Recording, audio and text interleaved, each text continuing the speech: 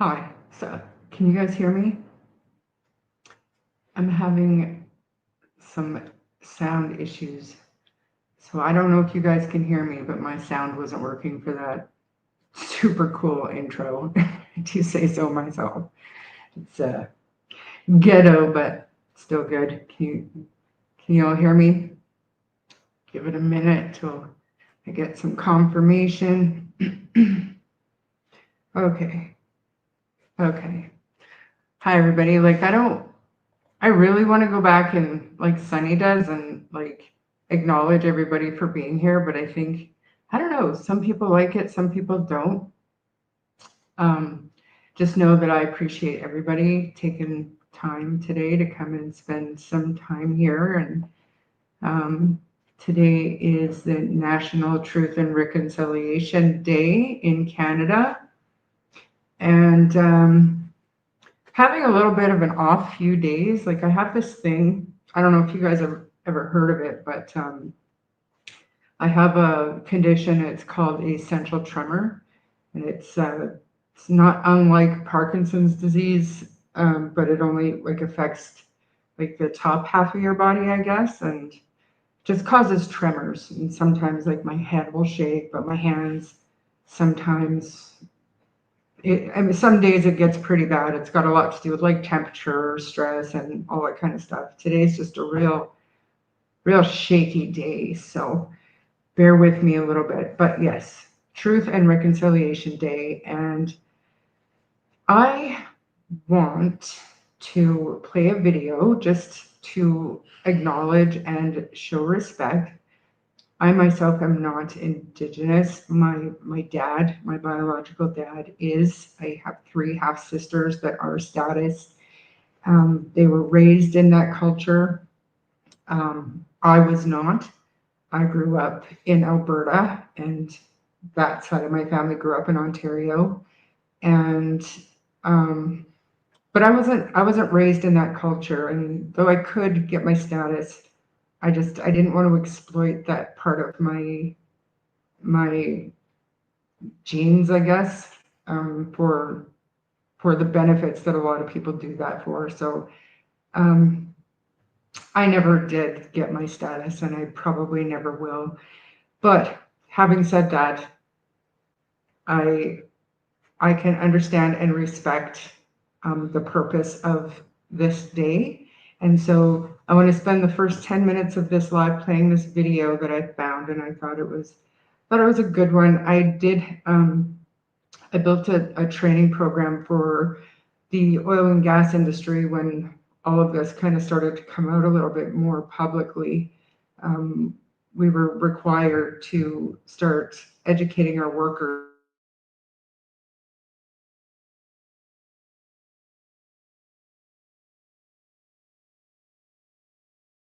because a lot of so we had to educate our workers. So, oh, your son has essential tremor as well? Yeah, some days it's really super fun. I stopped wearing makeup because of it. Now I've got anything that I do, it's like lip stain, or I'll get my eyebrows tinted.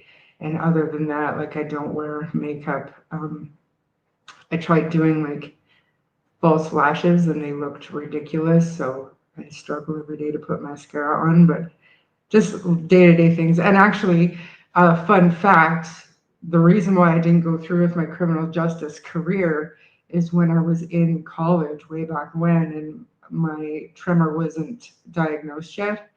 I thought I was just a ball of nerves or whatever. I didn't know what was going on. And part of the reason why I decided not to go through with it is because of how hard it was for me to do things like take fingerprints and some days write legibly. I couldn't take good notes. So and you guys know I overanalyze everything. So me at that point, I was like, I can't do this as a career. Looking back, I probably could have, but at that time I was in my 20s and I was like, no, what's wrong with me? But Now I know when I'm good, and usually when I'm doing a presentation in front of a bunch of people, I will tell them straight out what's going on, because a lot of people mistake it for nerves. They think that I'm like on the verge of tears or whatever because my voice will shake or my hands are shaking. So they feel bad for me, and so I just got into the habit of explaining what was actually going on. Like, no, you don't scare me. I'm good. Just try not, because it really does make other people more uncomfortable than you would believe, being in front of somebody who looks like a ball of nerves all the time. But just that's besides the point. Anyway, back to the point. I need to stay on track today because we have a lot of stuff that we want to get through. But I want to play this video. Um, like I said, I think it's an important day. It's important to acknowledge, and we're gonna do that today. And some days I have to use both hands on my mouse because it just doesn't want to cooperate. So here we go, full screen. And let me know if you can hear it because, like I said, I'm having sound issues on my end. So let me know if you can hear it or if you can't hear it.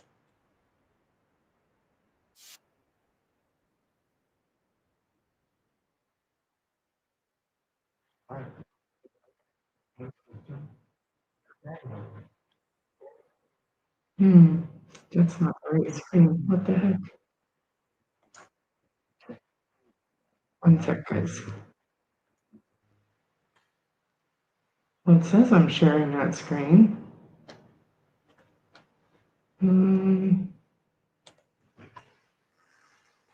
Stop screen, maybe I'll start over. It said I was sharing that screen, so window, this one, share, add to stage. There it is.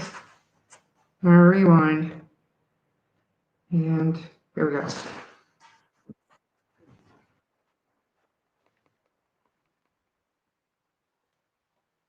This data is survivors of the residential school, their families, and communities. It is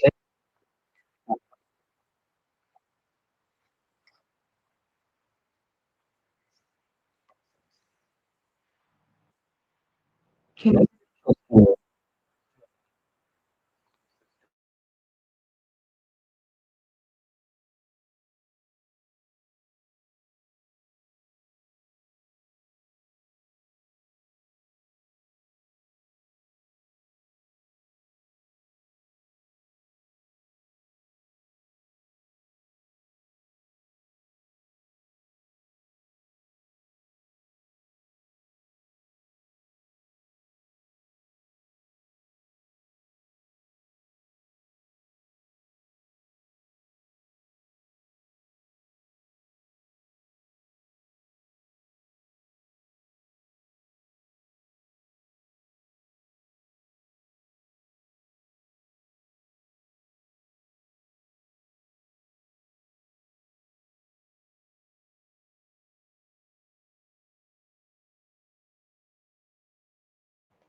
let me just, I see what you guys are saying, and I'm trying to,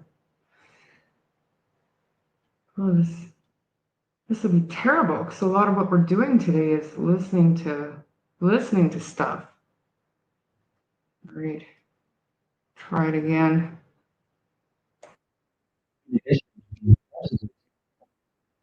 Any better?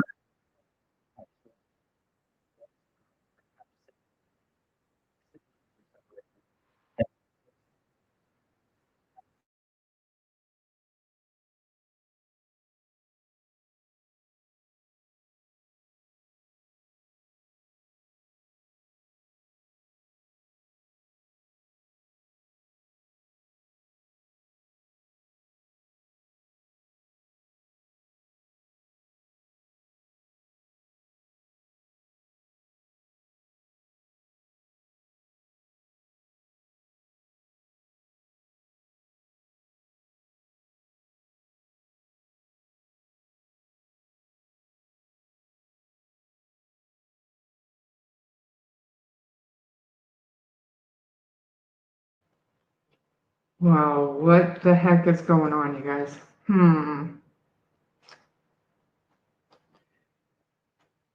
So I finally got the sound working on my end, but you guys are saying it's not coming through, and I should be able to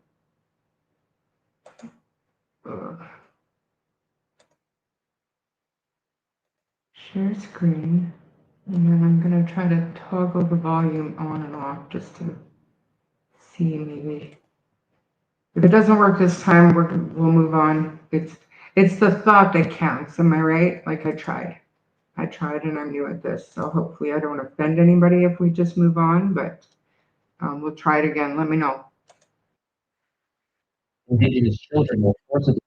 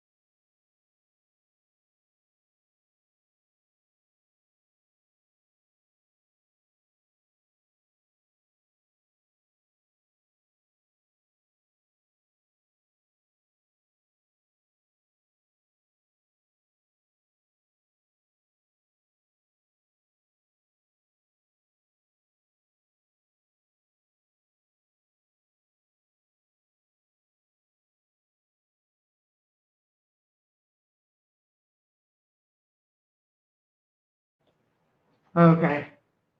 Well, that was a bust. That's terrible.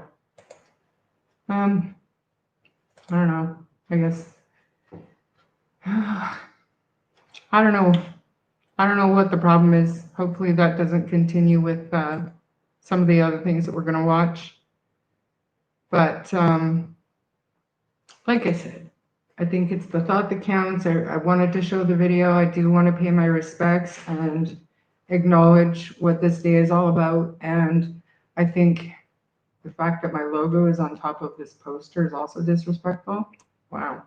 Um, yeah, we'll get to it. Yes, ma'am. I'm gonna move on. I don't really, you know what I mean? Like, don't anybody take offense to it. It's just simply sound issues, technical issues. I'm still learning this whole YouTube streaming thing. So we'll revisit this if I figure it out sometime in the next couple of hours.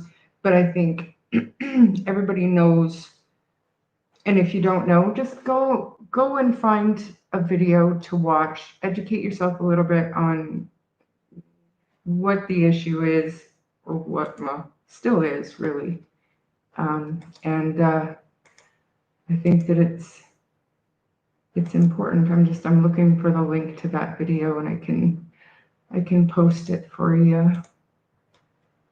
Maybe it's because I'm trying to stream it from the same Google account. That's what I'm hoping anyways, so we can, you know, yeah, it is. It is on. Um, I did, Sarah. I took the sound off and then I put it back on even, and I don't know. What the heck? Okay, I'm gonna post the link to that particular video so you guys can go and watch it. I don't want to say on your own time, but you know what I mean.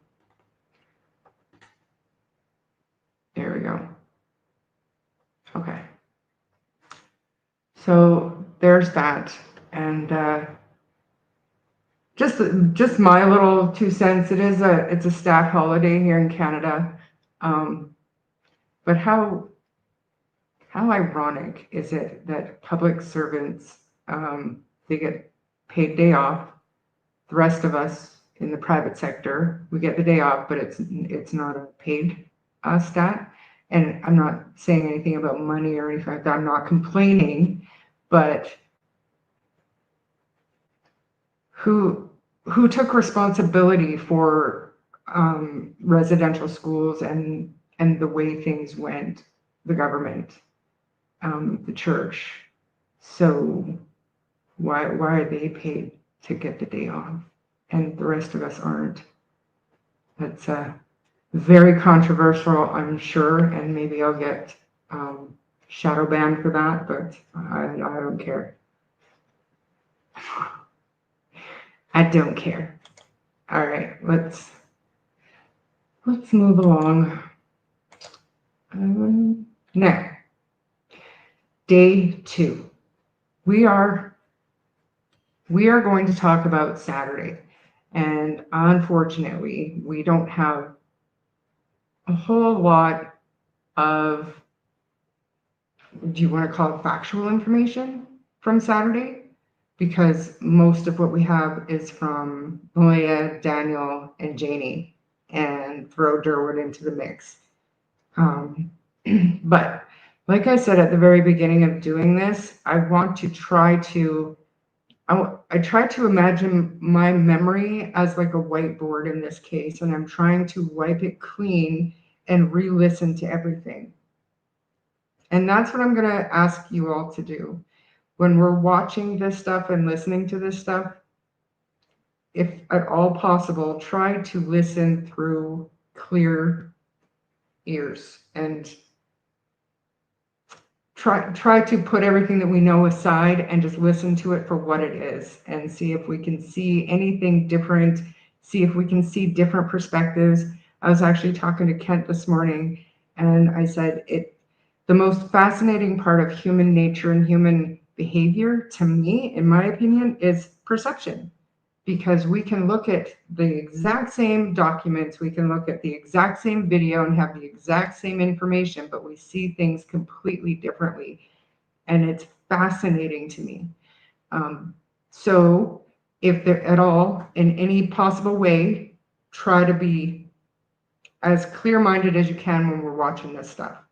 And we'll talk and we'll see if there's anything that sticks out to us or anything that we can pick up on, and maybe take ourselves back to that point in May when we first heard this stuff, when it first came out, and we were trying to make heads or tails of it. We were like, I mean, something just doesn't seem right about it. But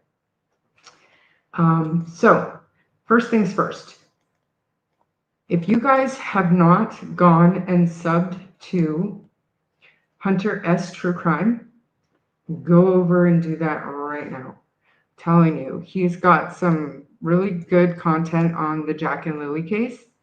I say he like I know, but I just assume Hunter, it's me and my sexist talk. Men are hunters. But anyways, it probably is the first name. But in any case, good channel, great channel. I really, really like, he does shorter videos. He's also got like an hour-long timeline video. It's fantastic. And hopefully we've got some sound with this one, because we're going to listen to Malaya, right? Thanks, guys, for going over in 7. That's awesome. Hopefully she, I'm so sorry if I'm offending you, Hunter, but hopefully he sees this. And I want to listen to, I think, this one. So let me know if you can hear it. I did share the sound.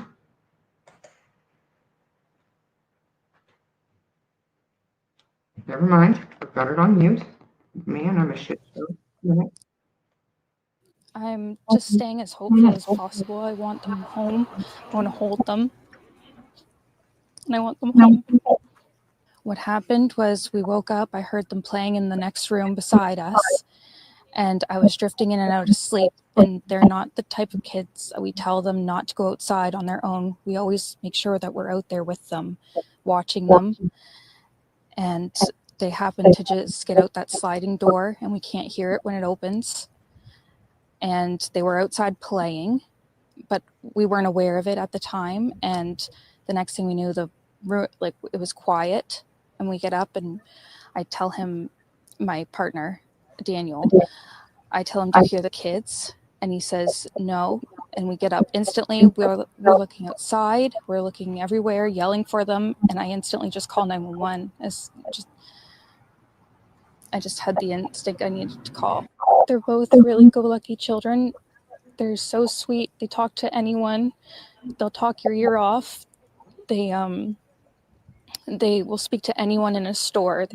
Everyone. They're just extremely sweet kids. I appreciate the huge search effort going on right now. But we've been pushing for an Amber Alert, which hasn't been issued. Not just that they could possibly be abducted, which it is a possibility that they could have been, but just an alert to let everyone know that they are missing. We had people text me saying that they weren't aware someone else let them know that they were missing, and it would just be nice if everyone could be alerted. We thought maybe that we found tracks, but it's still uncertain. It's been raining and they're probably soaking wet, but with the sun today, I'm hopeful that they are feeling warm. We're all filled with pain and sorrow because we just want them found. We want them home. Everyone loves them. They are definitely verbal, and they do have possible autism, but it's not extreme autism. It's just they have issues with school, and they don't catch up with the other kids. I just want to remain hopeful. But there's always, in a mother's mind, you're always thinking the worst. Last night was one of the worst nights because I didn't have them in their beds. And I don't want to go through that another night without them.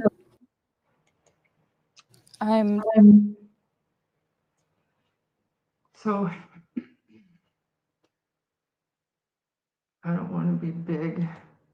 So listening to this again, I was able to remember what I felt about it the first time I watched it, because it is what it is, right? Like, it is odd. It does sound like she's telling a story. Yes, Sailor, her tone did change when she said, which is a possibility, when she was talking about that they could have been abducted.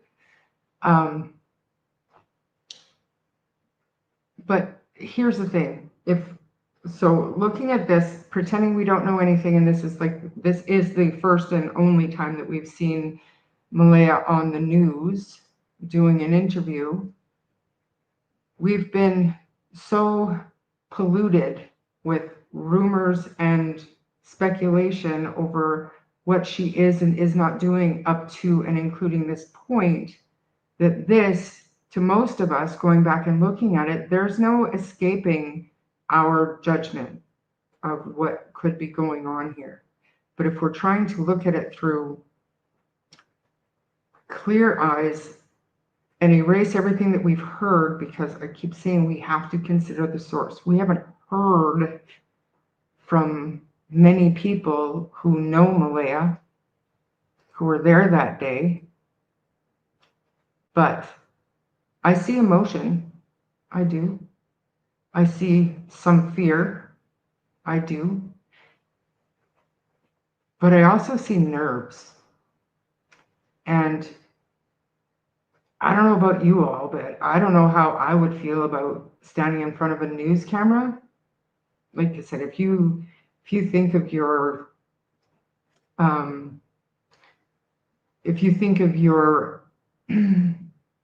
yourself postpartum depression, in maybe possibly an abusive situation that you were planning and trying to get out of. How would you act? Another possibility is, yeah, sorry, I'm trying to read chat too, but another possibility is maybe she didn't see or hear anything that morning. Maybe this is what Malaya looks like when she's trying to remember what she was told. Not told to say, but told happened. So if she was woken up by somebody, well, by Daniel saying, kids aren't here, like I can't find the kids, or do you hear the kids, or something like that, and she has no idea what was going on, and they're replaying in their mind, okay, what happened this morning? And Daniel said, well, I heard Jack in the kitchen.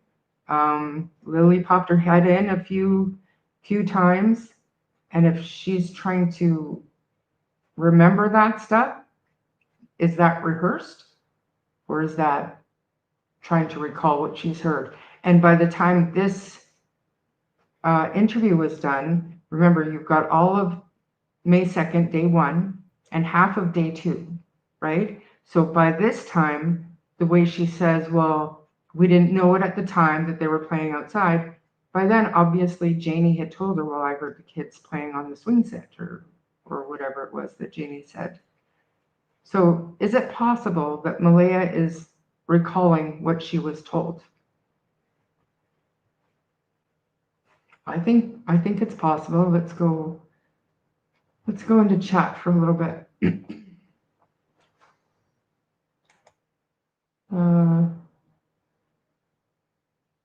So does anybody know what the weather was like in Nova Scotia on the Thursday, Friday, and Saturday? So I've heard that Friday, the day that they went missing, was like the only day that week that it wasn't like crazy raining out. It was still chilly, but it wasn't like pouring rain. And then it started pouring rain again that night and then through Saturday, from what I understand. And I believe my source was Kent for that. And Christine, she most definitely was answering questions that the reporters were posing to her. But the way she was answering it, you know, it was like she was telling a story. And I can't help but wonder if that story wasn't her own and wasn't trying to regurgitate a story that she was told and didn't believe at the time. I think that maybe she believes this stuff and she was trying to remember what she was told in the order that she was told it. Could be wrong, but that's, looking back at it, kind of what I'm thinking. Yeah, Half Moon, when she says abducted is a possibility, there's no emotion to go with it. I wouldn't say no emotion, but very little. Very little. It's like she was very stern, very serious about that, which is possible, you know. Yeah, maybe. The fact that she's looking over and not at the interviewer tells me someone is there to make sure she's saying what was agreed upon. All three of them have the same story. I mean, which version of the story, Explorer? Like, I don't know about that because we've heard different versions from Daniel and Janie.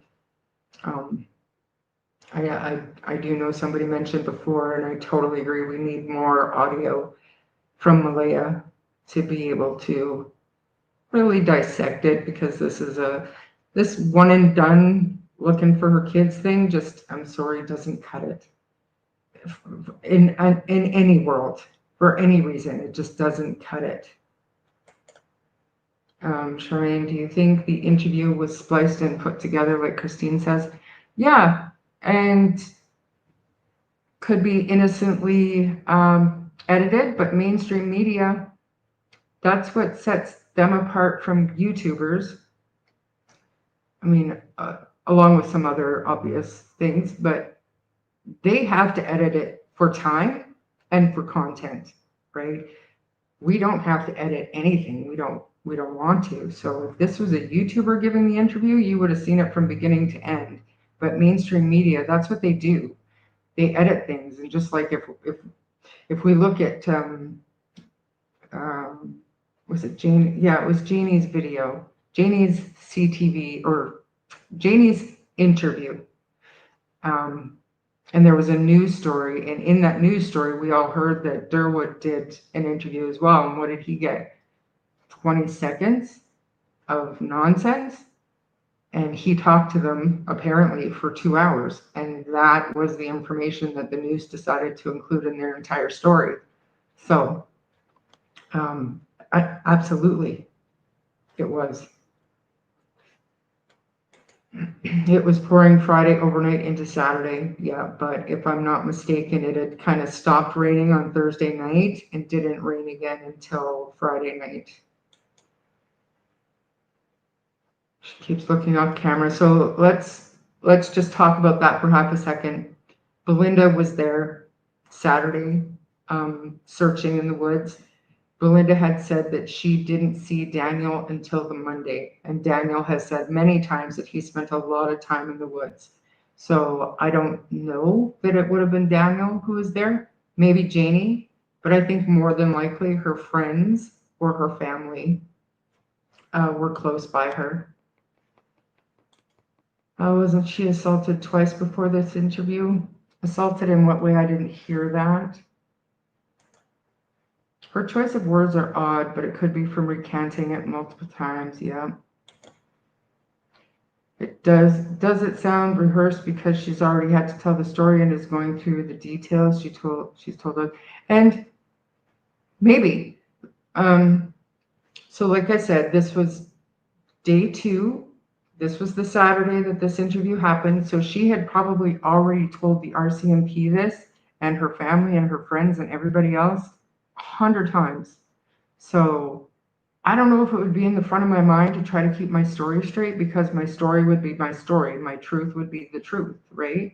So, and we say it all the time, the truth doesn't change. So I don't know if that would cause it to sound rehearsed as this, but I wonder if I'm thinking of it rehearsed, more of recalling what had happened because she didn't experience it herself. Does that make sense? It might not. Sailor Moon, can't even imagine how they'd react. And of course, you'd try to regain composure before you're on TV. It could be nothing. I see a mom that loves her kids too, and she's very nervous, but I also see a mom that, I hate to say it, but it's kind of maybe a reality check for her, like a huge reality check with news cameras in her face. You know what I mean? It's possible. Yeah. Any emotion can be caused by anything, right? And that's what I was saying about Daniel's interviews.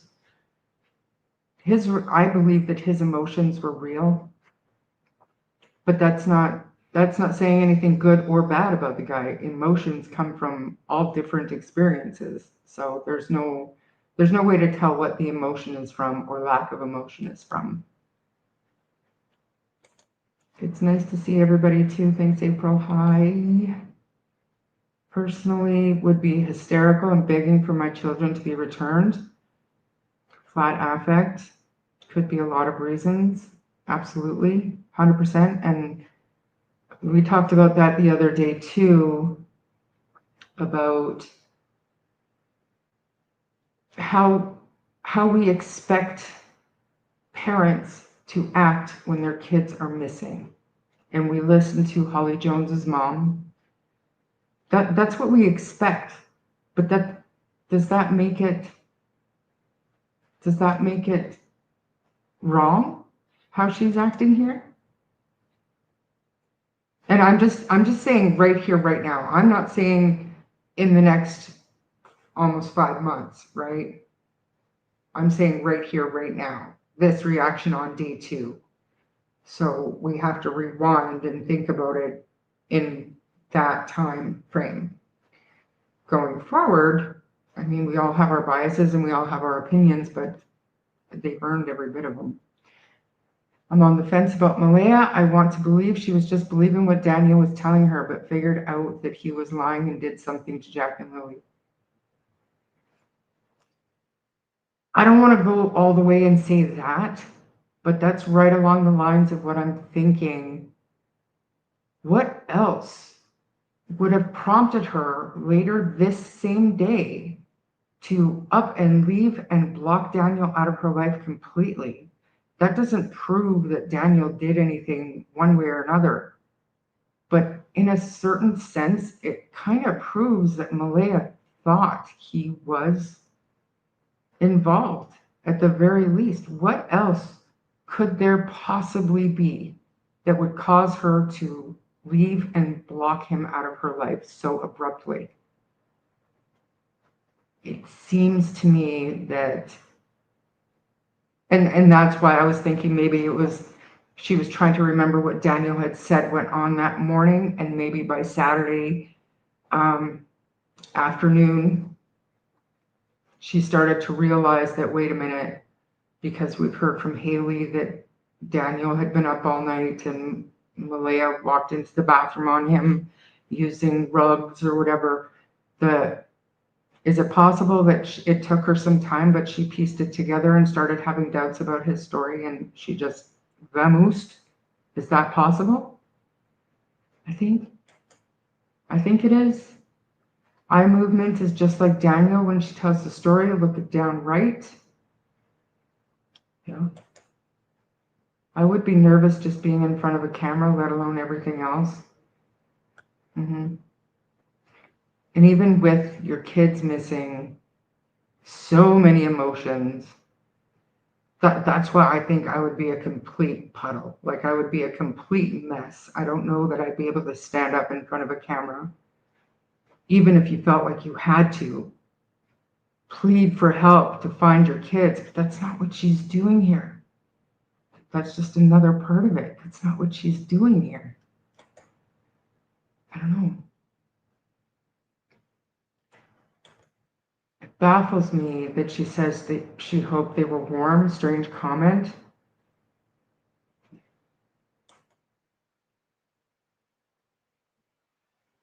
Which is why she's being quiet and working with RCMP behind the scenes. But on the other hand, I feel like she knows a little more than she's saying. I mean, in my opinion, total speculation, but I 100% believe that she's working with the RCMP. And my speculation is that she was told not to talk publicly if she wasn't able to not say certain things, or she's afraid she might slip up, or you know what I mean? Like that's my thoughts. But it still doesn't stop her from posting a missing persons poster in her community, or doing what Belinda's doing. Because the fact is, the kids aren't found. The kids aren't, their whereabouts right now is completely unknown. So as a mother, you would still want those answers. She is afraid. I believe that she is, I mean, to me, I see fear. I see fear. I see emotion. I see a lot of nerves. Still comes off very odd. But our reaction to this could also play a huge role in why she's not talking anymore.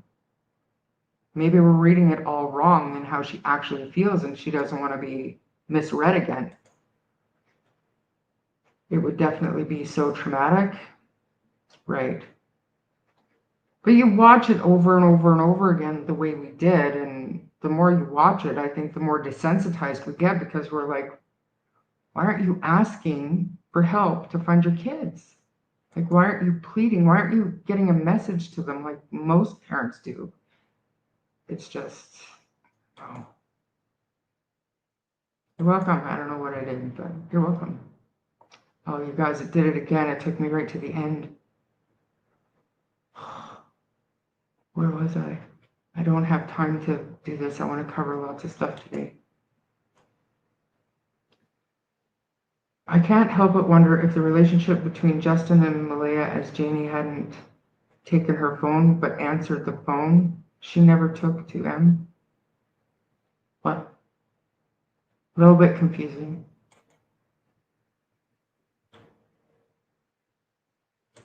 I think when Janie came back and said she thought the missed call was to say the children had been found dead, then it dawned on Malaya, Daniel, or Janie had done something terrible to them. It's possible. Left abruptly because she feared thinking about what happened and who may have been involved. Her mom probably said, enough is enough, you're out of here. They already didn't approve of her situation. Yeah. I think that I have to be careful about what I say and what I don't say, because some of it is official and some of it people have asked not to share publicly. So, but I think we can be confident that that played a part, because we know that they rented that U-Haul back in February. They were all set to go pick up Malaya and the kids, and she changed her mind. She was open with Patty about, or not Patty, sorry, her Malaya's dad's mom. What's her name? I'm so sorry. But anyways, told her that, yeah, Daniel pinned me down and took my phone. I wasn't able to call my mom. Malaya also shared that with Sunny. So we do know that there was a history there and that Malaya's family was trying to get her out. So that's very plausible. If she didn't know what happened, how or why would she have left and not search? Most couldn't be made to leave. Yeah, that's what I mean. Like if you're truly looking for your kids and you have no idea what happened to them, you would never get me out of there. Never. But I've also heard rumblings that there was a psychic there. And I want to say, and don't quote me on this, even though it's on video, it's on recording, whatever, but I believe this psychic was Cheryl's sister, Shelby? Something like that, anyways. And Malaya, she was, she did have that spirituality about her, and I believe that she might have believed a psychic. She might buy into that kind of thing. So if the psychic was telling her, you know, a scenario that included Daniel doing something like that, that could have been the catalyst for her to leave and block. Trying to find. I think so. It's the only thing that makes sense to me. It's the only thing that makes sense to me. Why else would you leave and block somebody completely out of your life? Day 2, when your kids are missing from that location. The only other reason is if she knows the kids are safe and not at that location. But I will never stop posing this question to that scenario. What's her end game? She still can't see her kids. So I think it's nonsense. I think Janie said she was not kicked off the property, just the others that were causing trouble, right? And so Janie did say that. She said precisely that, actually, that Malaya was more than welcome to stay. Cindy was able to stay. Patty was more than welcome to stay. It was just the friends. I believe it was Haley,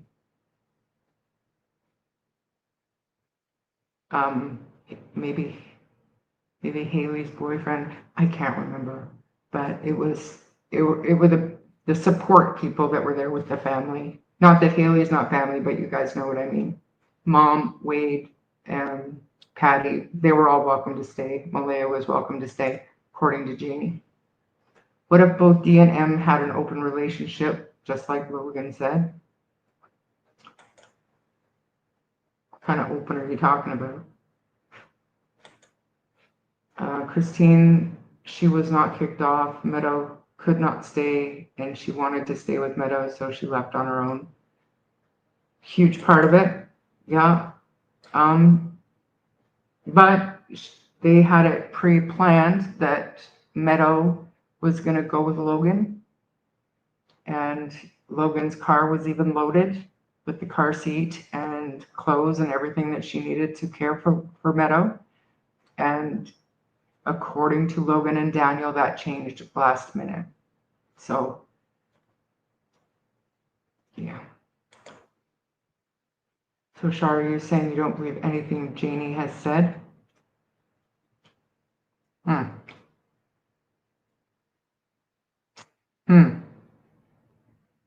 Switzerland. I believe that Janie believes what she is saying. I believe that Janie's agenda is to protect her son. That's what I believe. And because, I mean, riddle me this, you guys. So it took her 2 months to talk to the news. She finally found a reporter that she liked, right? All the while she's talking to Derwood, because we come to find out that that indeed was Derwood, one of Derwood's sources. So she did her interview, and then she had days between the interview and that private Facebook chat. So she did that private Facebook chat a couple of days before her news interview aired. Okay. So she said in those voice clips that she felt so much better to be able to talk about everything when that news reporter came, and she was able to tell her side and show where everything happened. Her words, not mine. But she felt so much better. Well, riddle me this then. In that Facebook chat, she was extraordinarily angry and venomous and just annoyed to shit. Like, she was pissed off for 99% of those 2 days. And when she wasn't pissed off, she was crying. Do you know what I mean? She was very emotional for somebody that felt much better weeks into the disappearance of Jack and Lilly. But she felt much better because she was able to get all of that off her chest to that reporter that, you know, was fair in her reporting. But before that interview aired, she was still worked the fuck up. Like, she was upset. And that Facebook chat went on for 2 days. So I believe that Janie believes her son. However, I have a problem with, because why do we think that the RCMP focused on the woods for as long as they did? When a child or children go missing and the last people to see them overnight, Thursday afternoon, evening, overnight, are the parents inside the house. So typically speaking, the police aren't going to take those parents' words for anything, especially in this day and age. But now they have a third party who wasn't in the trailer saying that she heard the kids playing on the swing set. She heard the kids. So I think that gave them witness audio. I don't even know what you would call it. She heard the kids. She wasn't in the trailer. She heard the kids. And they immediately went out to the woods.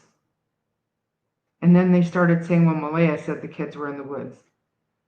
I don't know that. I don't know that Malaya ever said that, because Daniel is the one that told us that. Just like Malaya didn't call for her kids. She was too busy on her phone. She was holding Meadow. She wasn't yelling or looking for the kids. I bought that for months, you guys. For months. I was like, she wasn't even looking for her kids. But I don't know that because we heard it from Daniel. So it made me rethink it. Like, who's to say she wasn't? If both of them took off into the woods, how did they know what she was doing? You know what I mean? But if she sent them with someone, she'd still have the right night without them and still make her get away the next day, looking at all possibilities. Okay, but so we know that the RCMP took their phones. I know that she deleted her Wi-Fi, whatever that thing is, where she was able to make Wi-Fi calling. So, but if they had her phone, and we know that they looked at her phone and they got Cody's information because Malaya was texting with Belinda to get that information, and she was looking through her phone actively. We don't think that the RCMP would have noticed a text message or a phone call to come and get the kids, or some kind of a plan working up to that. Do you know what I mean? And why, Terry, would she do it on the one day, or sorry, why wouldn't she do it on the one day a week that Daniel would have been working? And people say, well, maybe her friends couldn't pick her up. Horseshit. Horseshit. If you're in a dangerous situation, your friends will move mountains to help you. If your friends won't, then your family will. So it doesn't, to me, in my opinion, it just doesn't jive with the reality. But possible. Probable? No. Imagine Daniel being okay with Malaya seeing other people. No. All of us, I think, would be happy to hear from Malaya, but looking at everything that Daniel and Janie are going through, do you blame her? I don't. I don't.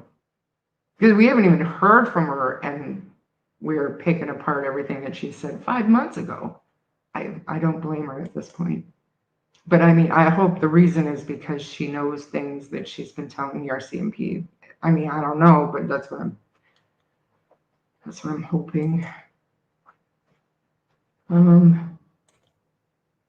If I was innocent and my kids going missing and my ex accused me, my messages were shared online and the whole world was saying I was responsible, I would never.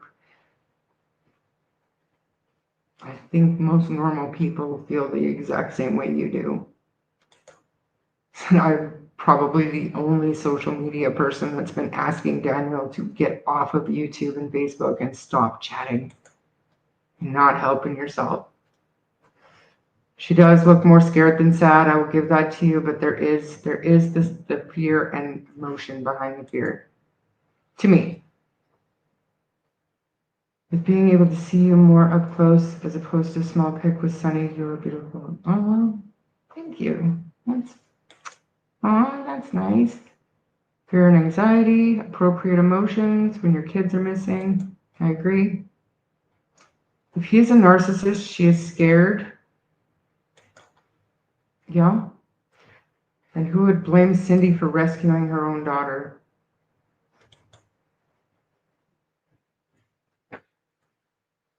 Even if you were abused. She didn't, Malaya herself didn't say that she was abused. She said that he held her down one time and kept her phone from her.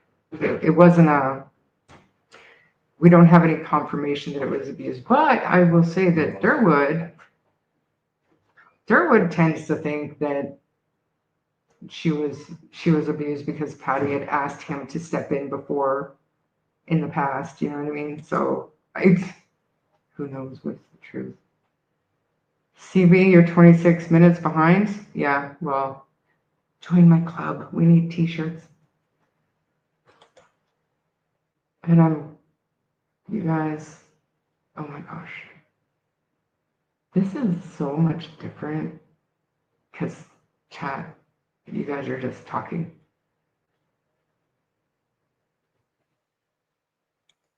Oh, Belinda knew not to stay around because Malaya left the property. That told Belinda that the kids had passed. Well, basically, Malaya said that, and I think everybody there was shocked that Malaya left. And to Belinda, it was like that told her that Malaya knew that the kids wouldn't be coming back. Fair enough. I believe the RCMP quick response with the searcher meant they failed to lock down the trailer as a crime scene. 100%. Well, 1,000%, Randy.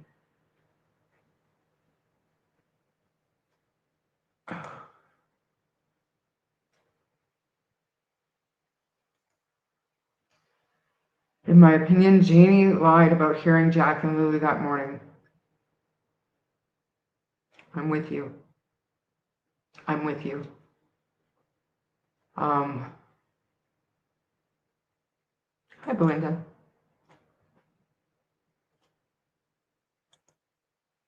This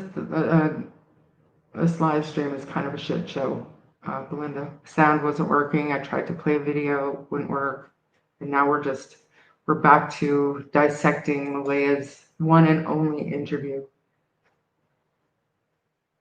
I would love to hear Derwood's unaired CBC interview from start to finish as well. The only reason I believe that we're not hearing it, or that they edit it so bad to the point where the only thing of value they felt that he said was to call the RCMP arrogant, conceited, incompetent, and all the other insults that he could hurl towards the investigators because they don't believe his theory. But I mean, just for kicks, I'd like to hear the rest of it. But I do think that we've heard most of it. And part of my plan is to go back and listen to some of it, because to me, enter Derwood, case goes sideways, and it becomes this YouTube live chat free-for-all where wherever Derwood goes, drama follows. And then Daniel pipes up, and he cannot stop going into YouTube live chats and Facebook groups. And then to look at us, the people that are getting these screenshots and wondering why are you saying this when you said that last time? Or did you see what he said in DOLLY or this? Or like, we're wondering, we have these questions that he refuses to answer, but we're the bad people because we don't just take what he says and run with it. But that's actually exactly what we were doing. We were listening, we were watching, we were waiting for the next anything that would come out of Daniel or Derwood. We were on the edge of our seats waiting for more information. We were starving for information. And all they would do was feeding us bullshit to the point where it took this case totally sideways. And then he's offended that people think he's done something wrong. Even if he didn't hurt Jack and Lilly, I say it almost every time I'm anywhere, in chats or on here, wherever. Why do people lie? Generally speaking, we lie to protect ourselves or protect other people. Unless you're a pathological liar who just lies to lie, you lie to protect other people or yourself. From what? And it's 2 missing kids. No reason to lie. So, and the thing is, people get confused, stressful time, blah, blah, blah, things get mixed up. Maybe, but they would be easy to clarify. And the fact that he refuses to clarify these probably real simple things to clarify, but he absolutely refuses, that just adds more fuel to the fire, in my opinion. And I keep going off, and now I'm super behind. Hi, Nova. Again, it's just a shit show. I'm so far behind in chat. Okay, so let's talk about this. Daniel came forward a couple of days ago and said someone put Jack's navy coat on, but doesn't know who. We never did look at that, and I did track it down, and it was because I am not watching that channel. I don't care what comes out of there. I won't. But think about it for just a half a second. Lily popped her head in and out a few times. They heard Jack rustling around in the kitchen. They heard them playing in the room beside us. They didn't hear somebody come in and grab his coat and put the coat on him. They didn't speak. They didn't say a word to this person. They didn't ask where they were going, why they were going there. I call bullshit. And anybody that actually reports on that on a YouTube channel should be ashamed of themselves with nothing to back it up but Daniel's word. Honestly, ashamed. Sorry, I'm skipping everybody's comments.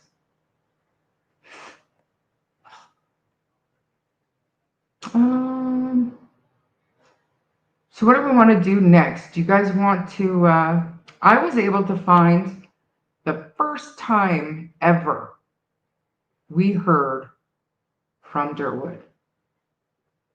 You guys want to watch that?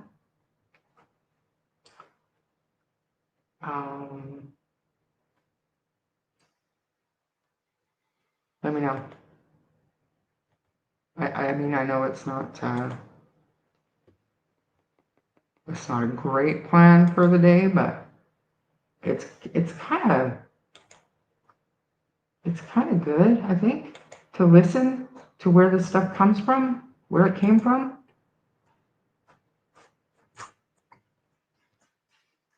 It's this one right here. I'm not even looking at chat. I'm just terrible. Just a minute.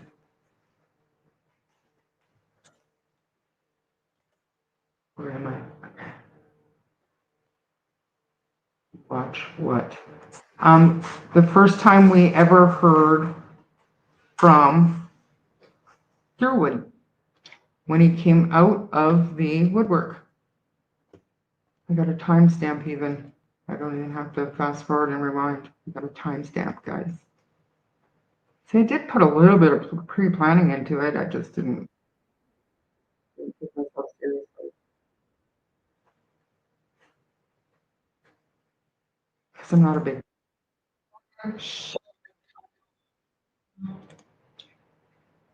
Let's watch. I agree. So, forgive me one second.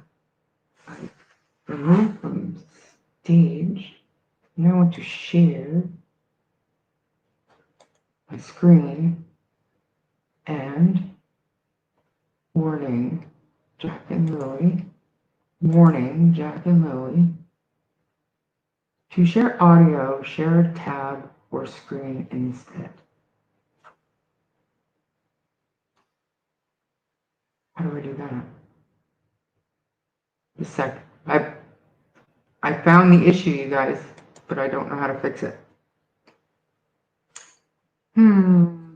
I think I have to do this and do this. Oh, my hand is just terrible today. And then this and that. Yay! Okay, now I should be able to share a tab with sound. Give it a shot.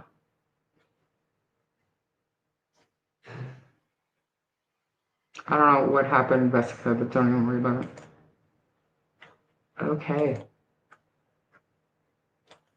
Sound. It might work. It might work. Where are we?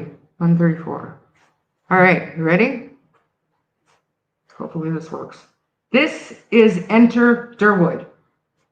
Should be right around here. Bear with me. Okay. My second cousin. Oh, wait. Okay. Yeah. All right. I'm gonna go take your kids. Like, oh hell, I ain't even babysitting the kids. Most likely taking them. You know what I'm saying? If you call me up and said, Dolly, will you babysit for me? I'm gonna be like, hell no. I should say everybody should get their pens and papers out. Let's take notes so we don't ever have to do this ever again. But it's important to revisit. Because keep in mind, Daniel and I will find it for an upcoming stream, but Daniel said that Derwood knows his stuff. Derwood is trustworthy. Janie said Derwood got some stuff wrong, but was mostly accurate. Keep that in mind when we're listening to this stuff, because it doesn't go along with anything that they've said since, honestly. Okay. So to go snatching kids, unless you're going to hurt them, don't make a lot of sense. Yes, I'm looking for a house, and they are about $387,000 where I live. Man, houses are expensive. The cost of living is crazy. Dolly. Hello, what's going on? Hey, who's this? Where you calling from? I'm calling from Nova Scotia. What's up, Nova Scotia?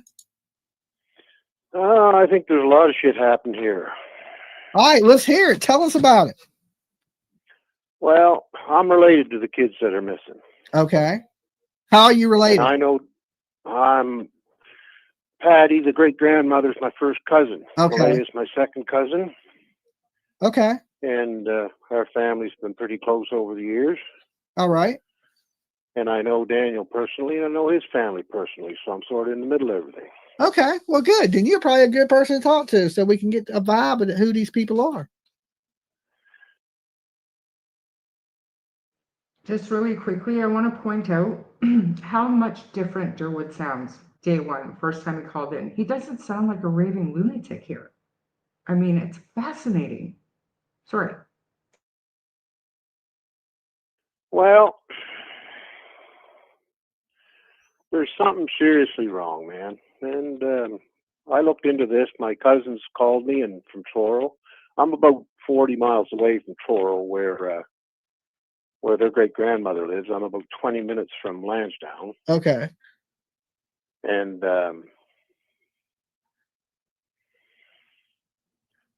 anyway, I looked into this quite a little bit. I've sort of been around here all my life. Okay. Okay. I can And I understand know a that. lot of people. Anyway, I think it's about time the Mounties,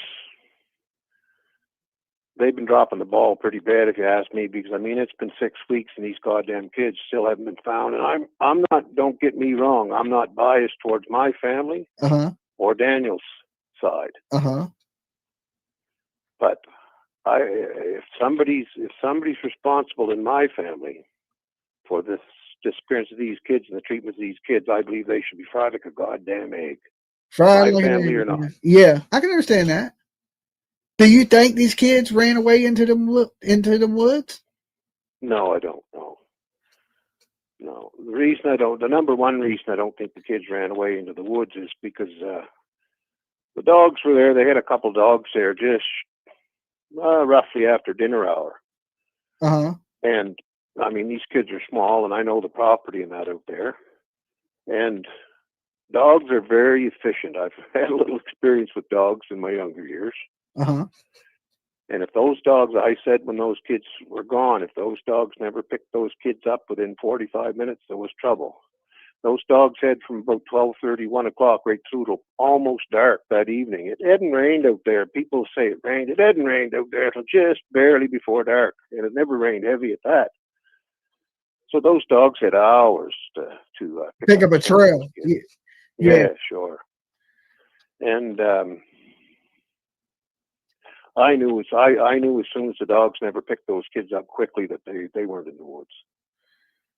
At least that's my guess, my theory. Everything's alleged because, like you said, there's nobody talking in this goddamn thing. Yeah, definitely nobody saying anything. Well, I think the Mounties are dropping the ball here big time after 6 weeks. I think the Mounties should open up and tell the public everything they know, because there's a lot of people in the public around here that know a lot of things.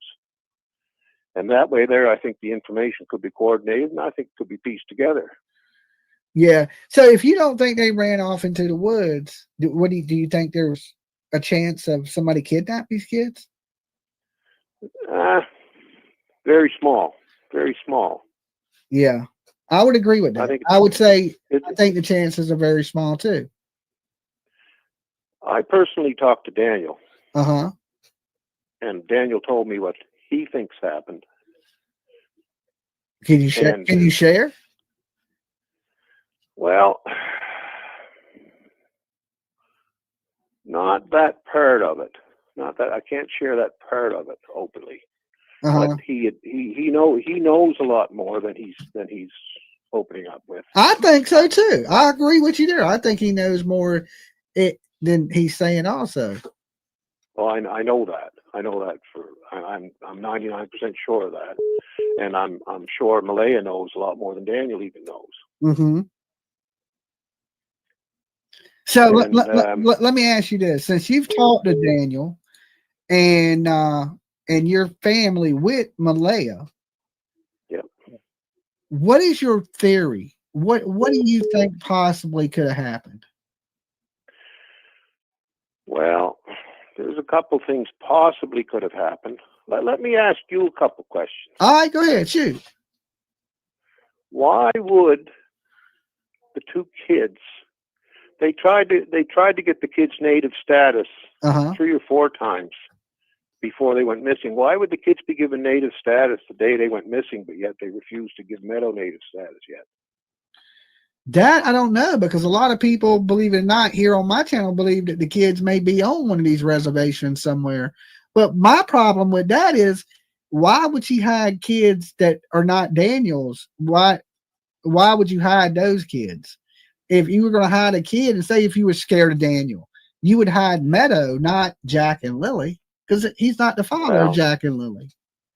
Well, Malaya wanted out. I know this for a fact. And this, but I'll say, when I say something's a fact, I have very good grounds to say it's a fact, because I won't say a bunch of shit. I won't conjecture.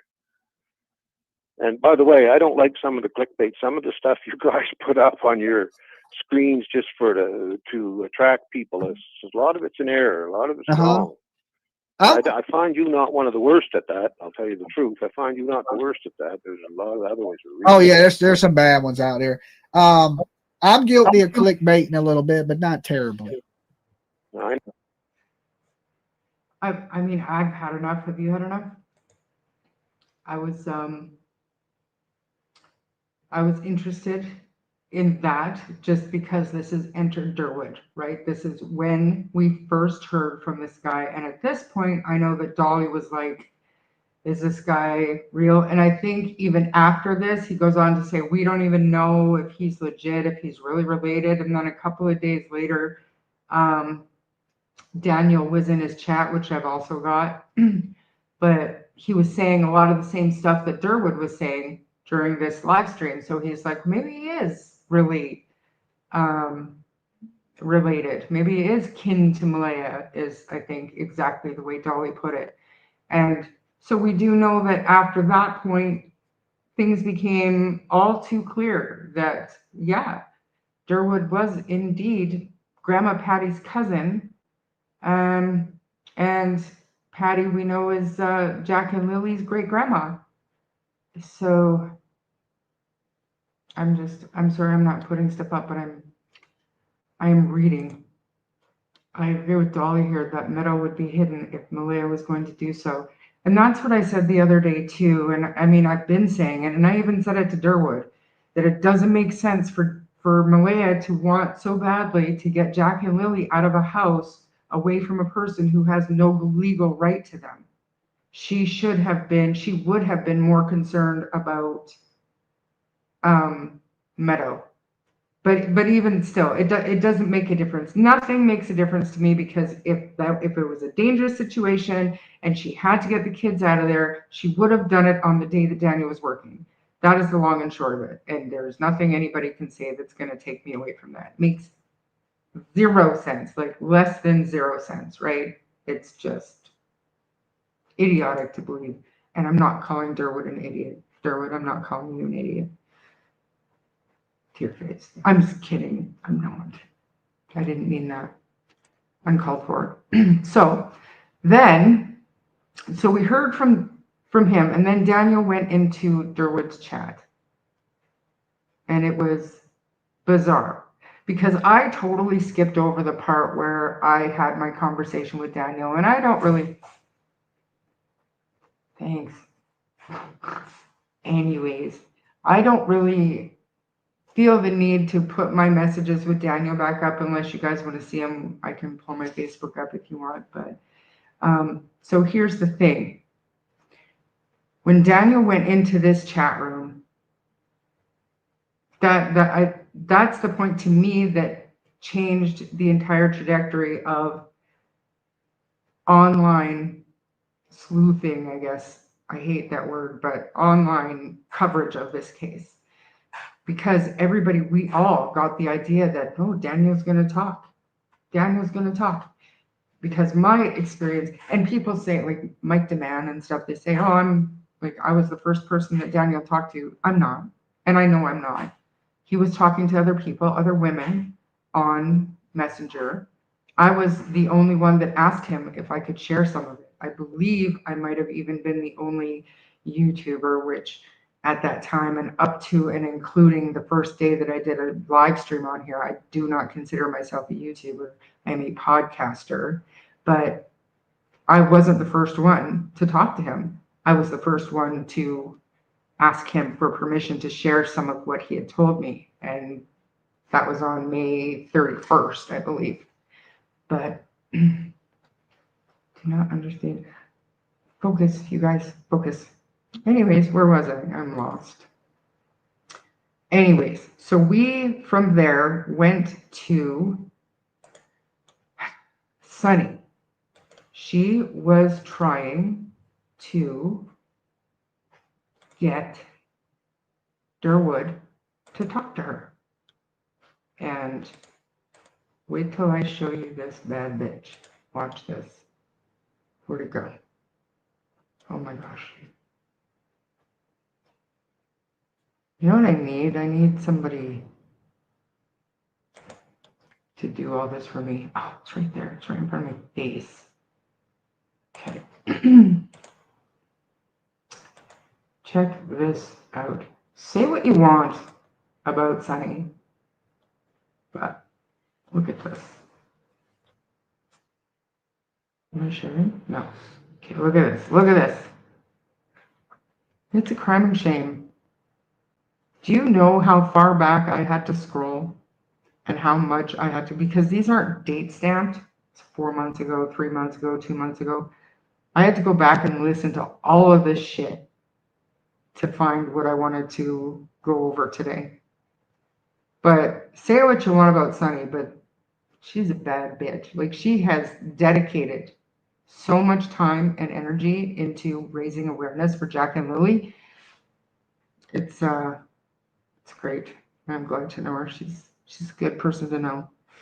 I'm looking for a grandmother's love.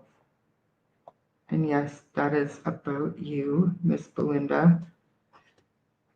She is 1 hour, 47 seconds. So Sunny, so basically what had happened was Sunny went off camera for a little while and left me to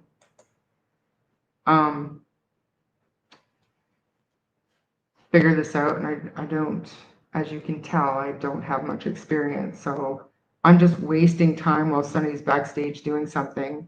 Come to find out, she's trying to figure out how to get Derwood on air on a flip phone. So she figured it out somehow, and my timestamp is 1 hour 47-ish.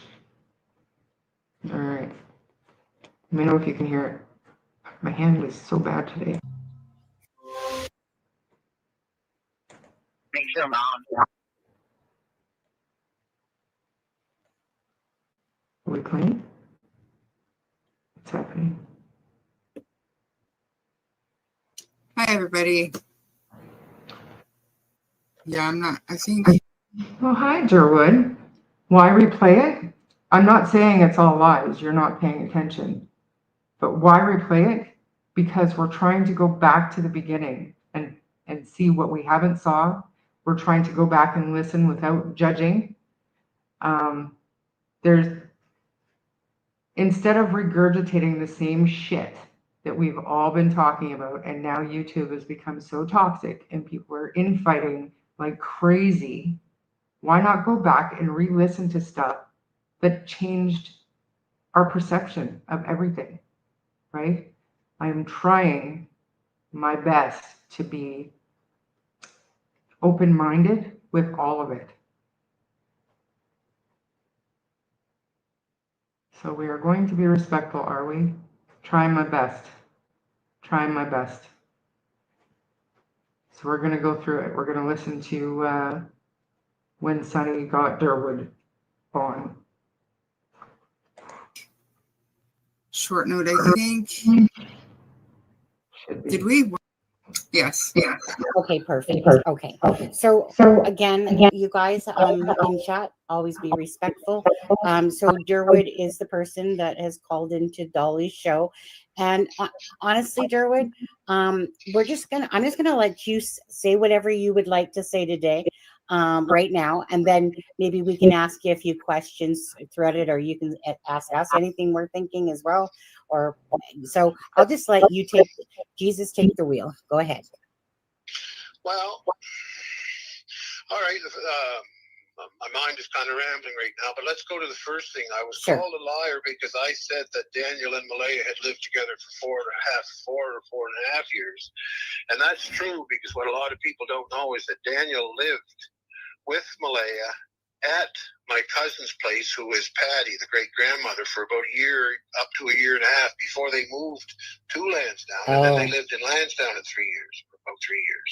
Okay. So that's a lot of people don't know. Well, nobody, I suppose, would know that they lived there for over a year before they moved to Lansdowne, before the lady gave them their trailer to live in. Now, the shit has hit the fan a little bit here today.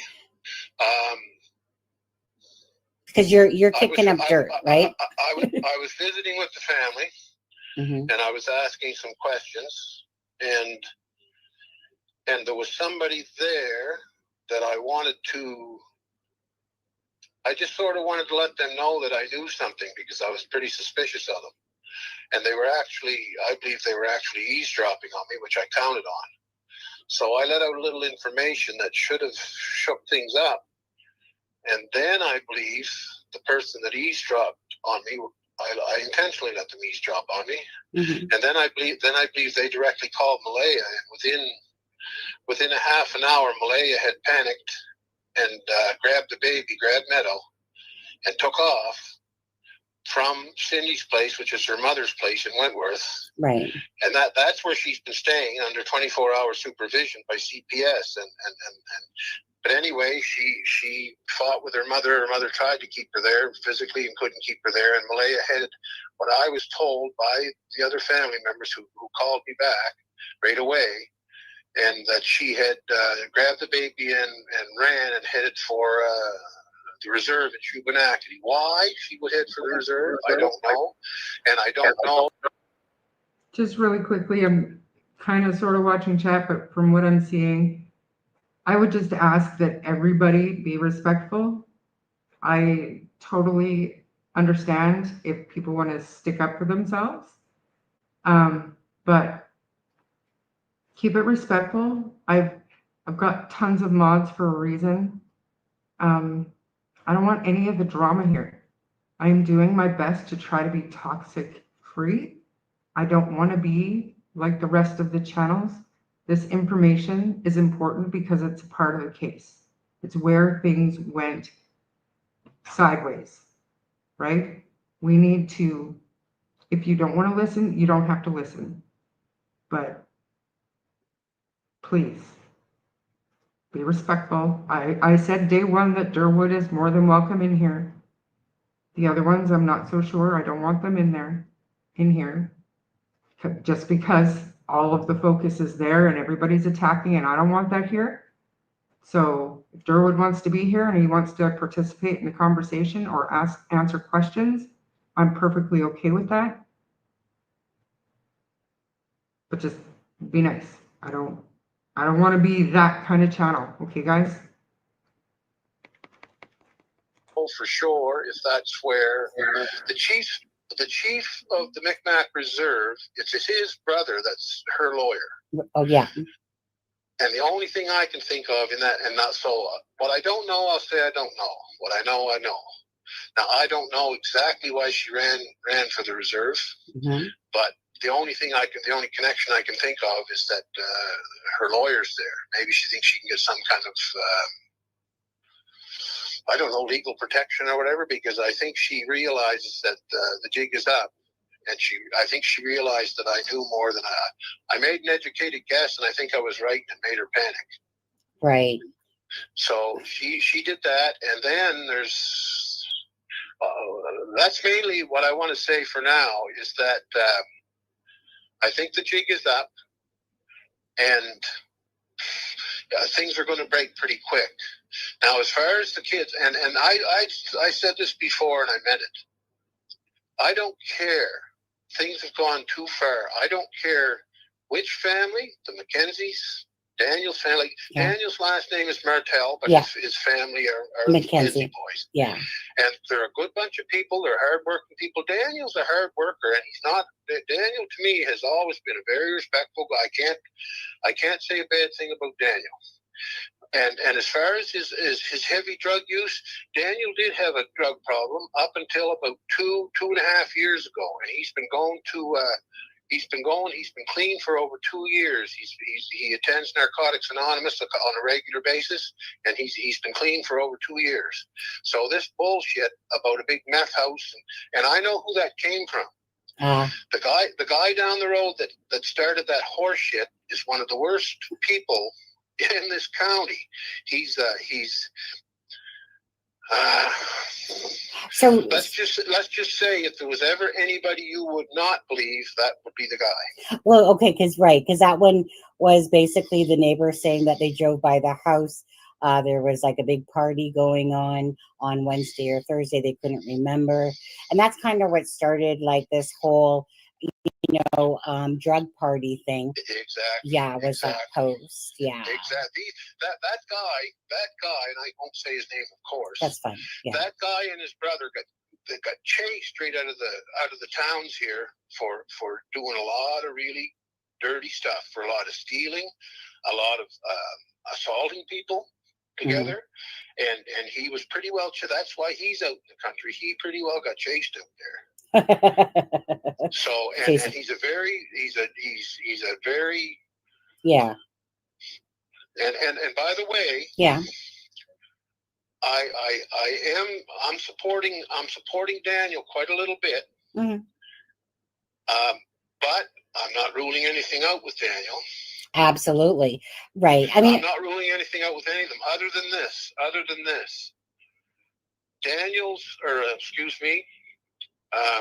Cindy, the great-grandmother, knows nothing and has no responsibility or connection to this at all.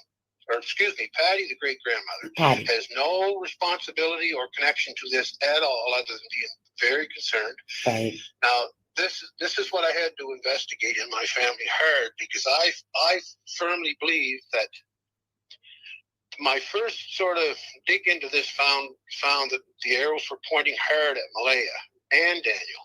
Yeah. And it came to be that there's a lot more pointing at Malaya with the actual problem with the kids disappearing than Daniel. Daniel is confused. He thinks he knows what happened. Right. And he knows part of it, but believe it or not, he is very desperate. He's just sick about Meadow. But I'm not saying he's totally innocent in this. But right. Listen, there's been no big crimes. There's been no big murders. There's been no big, huge abductions. There's been no children getting sold for drugs. It's all been overworked. It's all been overblown. And what's happening here right now, and this is 99%. I'm absolutely sure. What's happening here right now is there was a young couple together. They had kids. They were stuck out in the country. Well, Malaya wasn't very happy because it's pretty damn boring out there. And a couple other things. And they were having their differences. There was I won't say which one. There was one not disciplining the kids enough, and there was another disciplining the kids a little bit, like believed in. Not to the extent of abuse. I don't believe that, but I believe corporal punishment. Our people believe in a slap in the arse now and then. Right. Some people don't. Old school ways. That's right. So there was a difference of. So, Derwood, I'm going to continue calling you Derwood just because that's your handle, and I find it more respectful. If you wanted to be called your real name, you would be on here with your real name. But anyways, I'm curious to know where you're at these days with your thinking. Do you still, and for the record, go back and show me where I ever once said that you lied, that you're lying. Never once, because I don't think that you're lying. I think that you've been told information and you believe it. I never once called you a liar. But I would like to know what your thoughts are now. Are you still on the same path that the kids are still being hidden? And you know, what your thoughts are about some of the things that have happened in, like, since we last heard from you in, you know, a respectful way. And I'm in no way trying to put you on the spot or call you out on anything. I'm truly interested to know, you know, because you're there, you still talk to everybody. We know that you stop by Kent's once in a while. I know that you talk to Kent, and you know, he doesn't share everything with us. And I would like to know if you're still on the same track in your thinking, in your beliefs.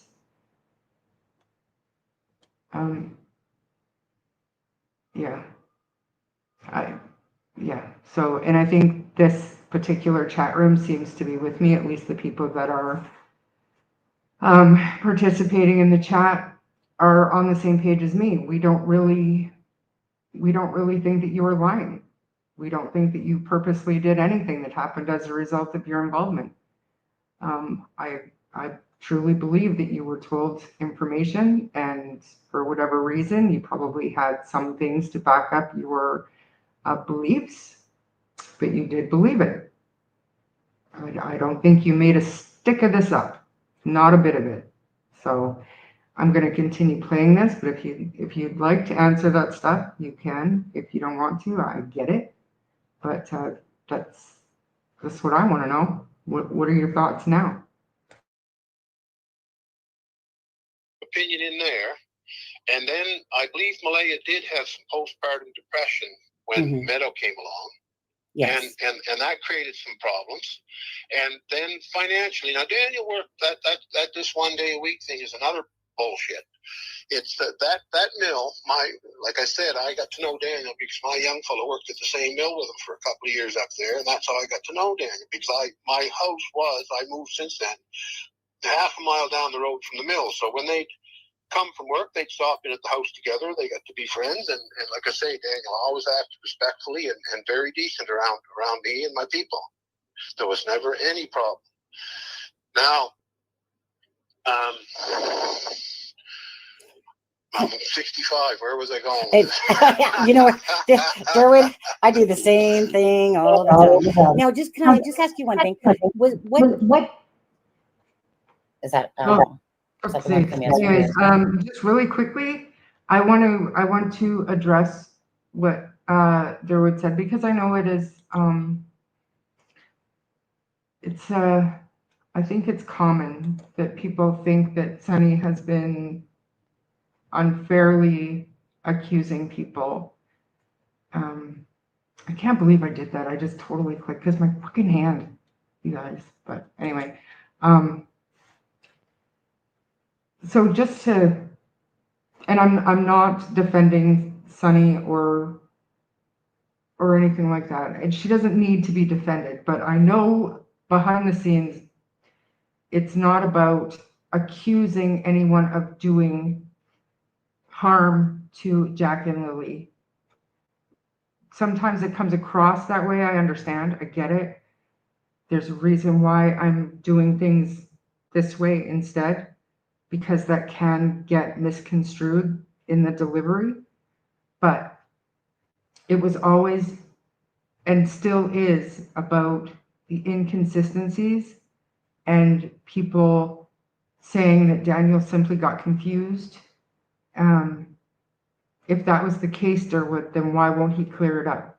The simple stuff, the important details that he's inconsistent about.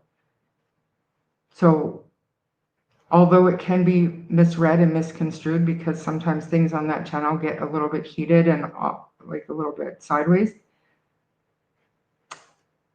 the accusations are about lying, and I use inconsistent, and Sunny uses the term lying, but that's what is being accused, if that makes sense. I don't, on a live stream, I don't know that Sunny has ever accused, and I could be wrong, of hurting Jack and Lily, other than why are we lying? Why won't we clear it up? So I wanted to address that. Maybe I'm wrong. You could probably find me a timestamp, but and I'm not trying to defend Sunny here.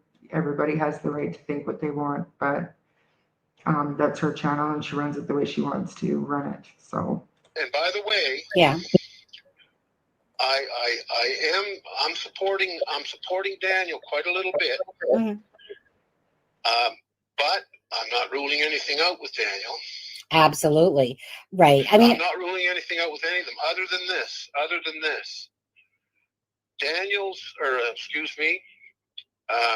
Cindy, the great grandmother, knows nothing and has no responsibility or connection to this at all. Or Patty, the great grandmother, has no responsibility or connection to this at all, other than being very concerned. right. Now, this is what I had to investigate in my family hard, because I firmly believe that my first sort of dig into this found that the arrows were pointing hard at Malaya and Daniel. Yeah. And it came to be that there's a lot more pointing at Malaya with the actual problem with the kids disappearing than Daniel. Daniel is confused. He thinks he knows what happened, Right. and he knows part of it. But believe it or not, he is very desperate. He's just sick about Meadow. But I'm not saying he's totally innocent in this. But Right. listen, there's been no big crimes. There's been no big murders. There's been no big. Now, I've said before that I hope everybody can be respectful in chat. I fully agree with defending yourself, no matter who it is.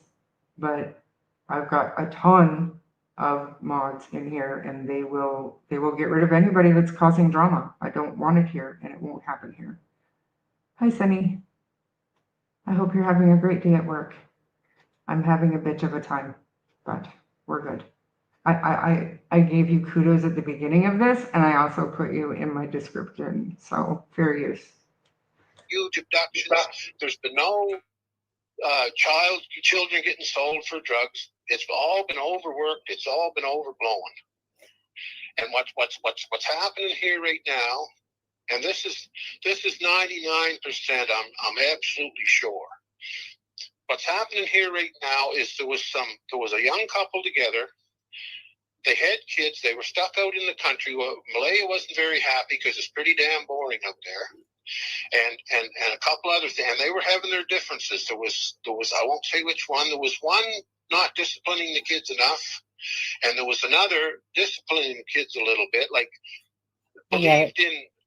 Not to the extent of abuse. I don't believe that, but I believe, corporal punishment. Our people believe in a slap in the arse now and then. Right. Some people don't. Old school ways. That's right. So there was a difference of opinion in there. And then I believe Malaya did have some postpartum depression when Meadow came along. Yes. And that created some problems. And then financially, now Daniel worked that this 1 day a week thing is another bullshit.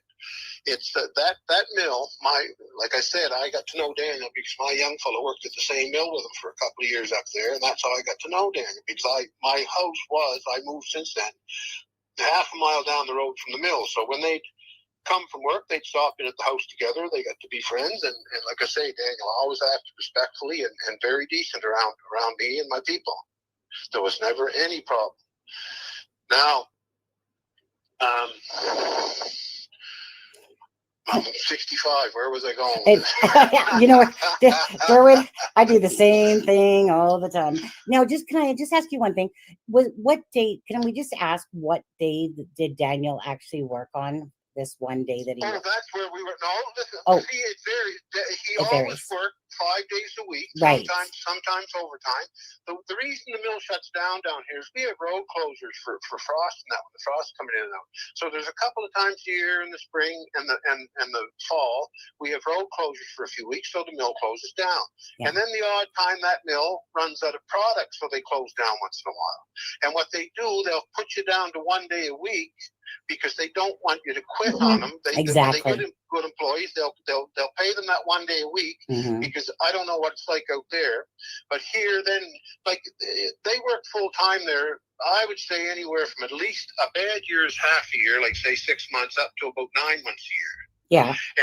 And in that other time, they get paid the 1 day a week, and plus they get unemployment. So Daniel, they weren't just living on 1 day a goddamn week, which is what there's another bunch of crap.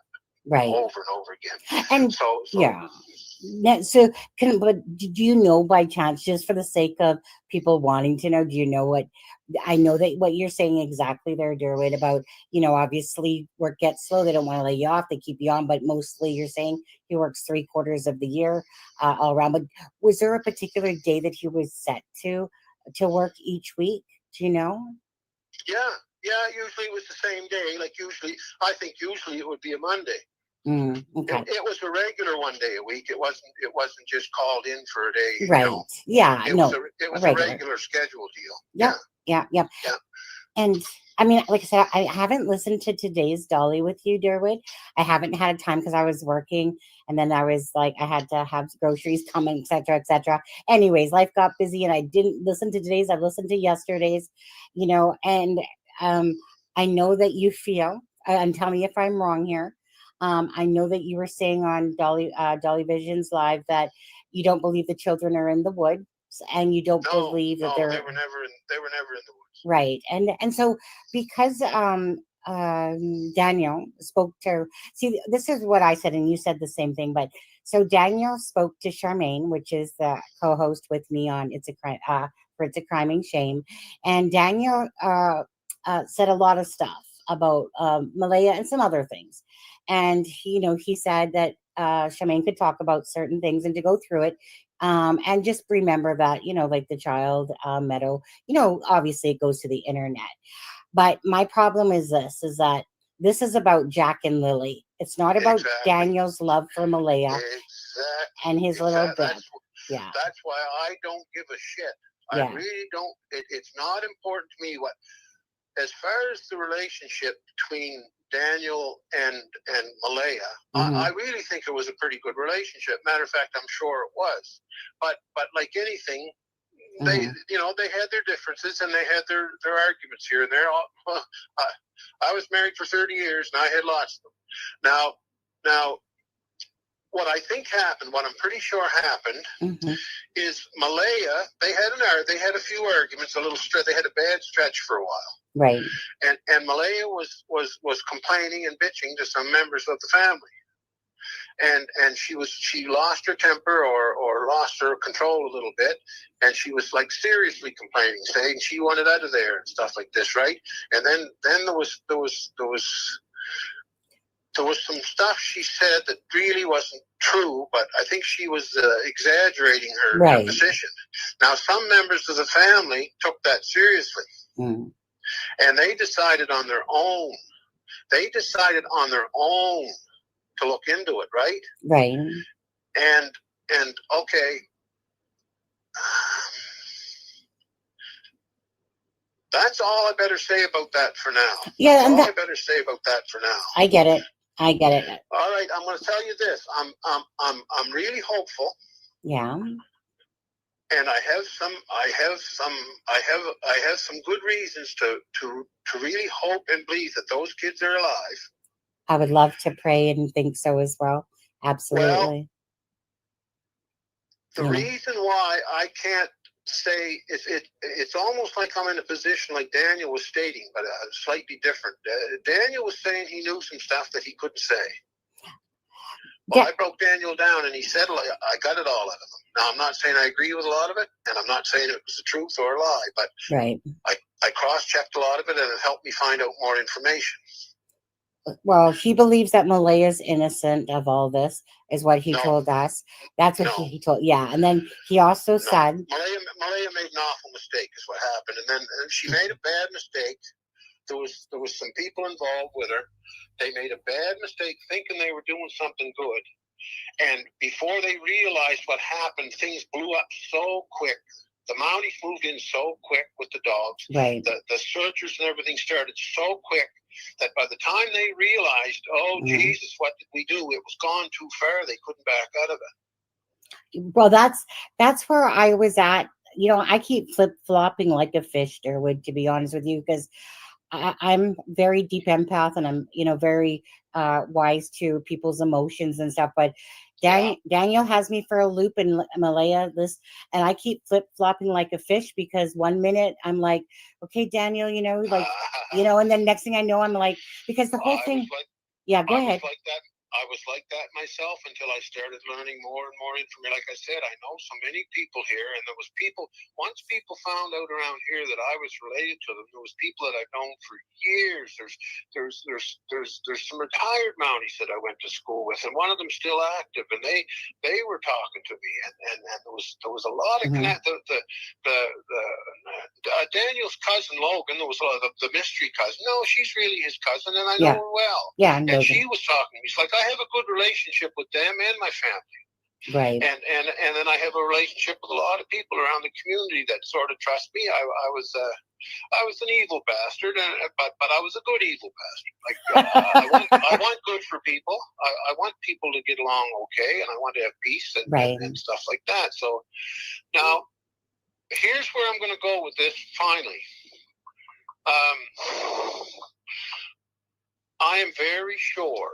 And now, if I'm wrong, I'll eat a 10-pound turnip or something. But and this, I'm narrowing it down. I'm very sure at this point that Malaya dressed the kids and took them to the roadside and put them in a vehicle. I'm about 80% sure I know who was driving the vehicle. I know who was in the vehicle. Okay. And I know who transported the kids. I'm very, very, very close to being 100% on that one. And when I finish finding out for sure, for absolute sure, then I'm gonna be able to find where those kids got delivered to. Go ahead. When I and that's why I got to be careful about what I say. All right, I got the cops. The cops ride me pretty hard. I think somebody's got a private investigator on me, because there's been a blonde-haired girl running around the community here following me and taking pictures of me when I stop at a store and shit like that. And I don't care. They can do it. They can do whatever they want. I can get away from them if I want. But there's and then I talked to the head guy of the major crime unit here, and he was told by some of my family that I had more information that they should know. Now, you see, the thing is, I don't really know if they know 100% of what I know, and vice versa. Right. But they will not. What I've formatted to this guy, the head of it, his name's Jordan. I said, listen, there's just I'm so close to nailing these people down that there's just, it's not serious facts. They're just small facts that will corroborate what I already know. Right. But they will not tell me anything. But yet they are demanding that I tell them what I know. Right. Yeah, gotcha. And I won't do it. And there's a lot of people on here saying, "Oh yeah, you should go to the cops. You should tell them everything." Well, I listen. I've seen a lot of incompetence in the goddamn cops around here, man. Right. And I don't trust them. And I don't think they're workers. I'll tell you this. I think they, you know, and this has been going on for what, 6.5 weeks? And if these guys would have done their goddamn jobs, this would have been over within a week. You speak the truth. And that's what's really pissing me off. The longer these kids have been out there floating around, the more chance there is of them being hurt. Yeah, and I hate honestly. that, and I won't put up with it. And the cops are threatening me with charges. Well, they can shove that because here's the way it is. Here's the way it is. You speak it. If I give them a name, right? And I asked the guy today. I said, "Okay, you won't tell me anything." Mm-hmm. He says, "No, that's the way we investigate." And I said, "Well, that's maybe part of your problem. Maybe that's why the kids aren't goddamn well in our living room right now." Mm-hmm. So anyway, he didn't. I was ignorant to him, and I can be ignorant, I guess, especially when I get You're feisty. You're feisty. But anyway, I said, "Okay, I give you a name. Let's, for example, I give you a name right now." And he said, "Yeah." I said, "What are you going to do?" He said, "Well, we're going to investigate." And I said, "Well, how are you going to investigate? Tell me what you're going to do." I said, "Is you're just going to go and interview the person?" And he said, "Yes." And I said, "So if I give you a name of somebody I believe picked the kids up and transported them to somewhere else and gave them to somebody else, you're going to go interview them and they're going to drop a goddamn dime the minute you walk away to the people that have the kids. And then that's going to blow the whole thing because then the kids will either be moved, right, or they'll or whoever has them will panic and hurt them." And I put out the warning on Dolly Vision, and this is why I did it. And I'll do it here too. I'll do it. I hope the people, if those kids are alive, and that's a big if because it's been a long time, but I still believe there's a very good chance they are. Mm-hmm. If those kids are still alive, and if they're where I think they are, if you to the goddamn idiots that are still holding on to those kids, I want to say this: if you panic, we're zeroing in on you, and you know it. The last couple of days, they know we're zeroing in on them. And if you panic and hurt those kids, thinking that you're going to hurt them and get rid of them and not get nailed, you're wrong. Because we're already very close to having you. And if we're going to have you, regardless of whether you hurt the kids or not, and if you hurt the kids, it's going to go one hell of a lot worse on you.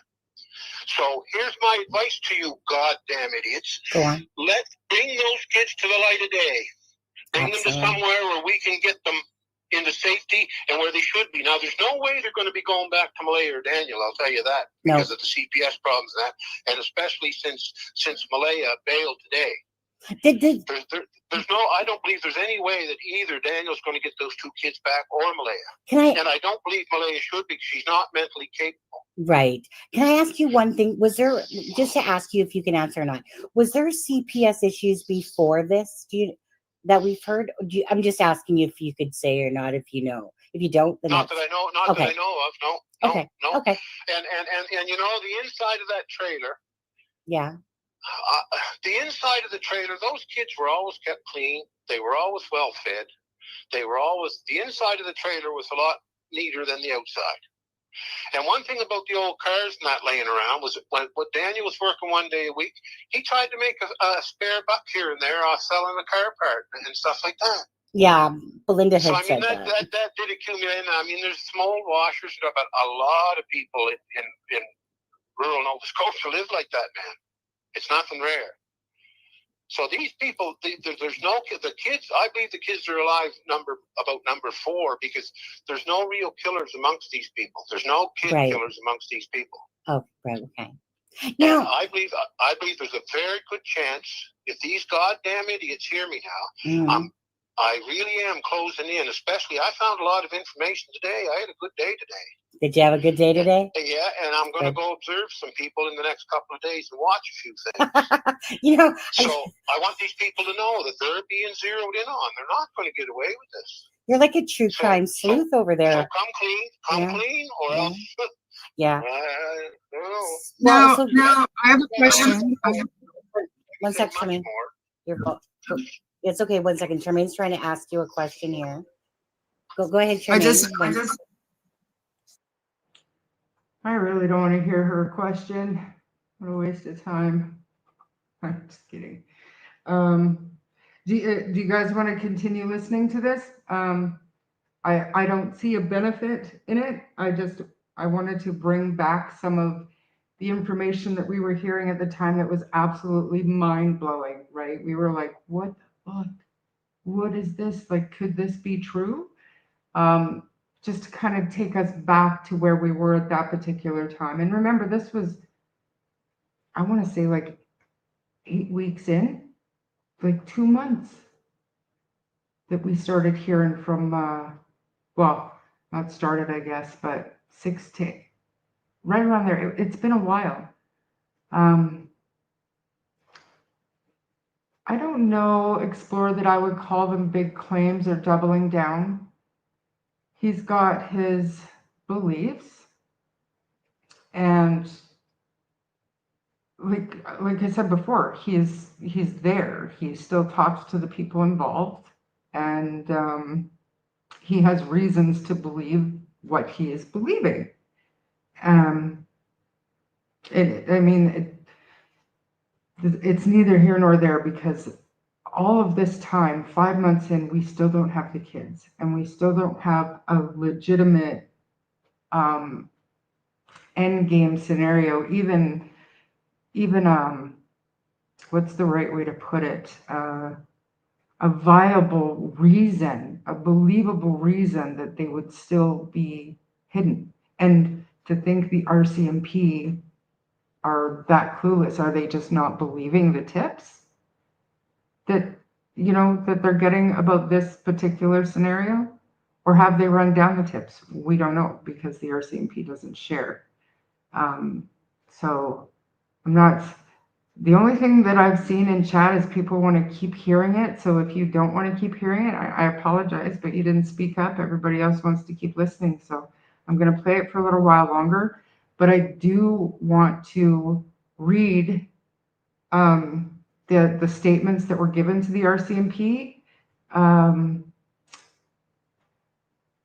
day 1 and day 2, right?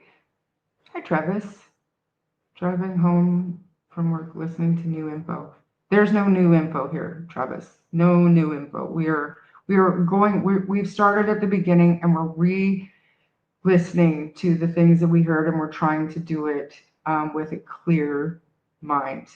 We're trying to forget everything that we know or that we think we know, and we're trying to re-listen to it, and we listen and not judge. That's what we're trying to do on this channel, Travis. So no new information will be found here, unless there's something we missed, right, guys? Like, I think that dispatch audio that we did the other day, there were a couple of things that we took from that, I think, for the 4 hours. A couple of things over 4 hours. That was productive.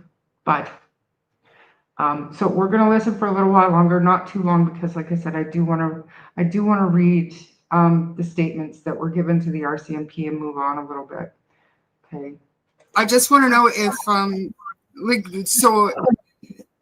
if, if you're correct in where the kids probably are, do you believe that Malaya knows where they are and that's why she left? Or like, because she knows that by hiding them for this long, she's in serious trouble regardless if they're alive or not alive. This has become a huge deal. And if they're alive and just being hidden, I don't understand, because Excuse me, go ahead. No. Okay. Well, answer that part of it if you could first, Charmaine. Yes, now this is no proof, so No, it's just speculation. Okay, but it's a fairly educated guess. Is all I say, because I'm not going to say something's true if I really don't know, or if I don't have some kind of foundation behind it. Right. Now, this may not be true. Okay. But every indication through everywhere is yes, Malaya knows where they're at. And her bailing today was another large indication to me, because I think she was informed very quickly that I stated a name. I inquired about a name, and I was eavesdropped on, and I dropped the name because I wanted to be eavesdropped on. Right. Because the person that was eavesdropping, I was very suspicious of being involved. And before I got back home, I got the phone call that Jesus Christ, Malaya had grabbed the baby, panicked, and took off. So is So that I think, fact? Is that fact, Derwood? yes, it is that Malaya grabbed Yeah. the baby and took off. Yeah. The only part of that I can't verify Right. Is why. is that she went to the reserve in Shubenacadie, although that's where. Hold on real quick, just what? Did they solve the yogurt shop case? Travis? You need to email me. What? That would be amazing if they did. Sorry guys.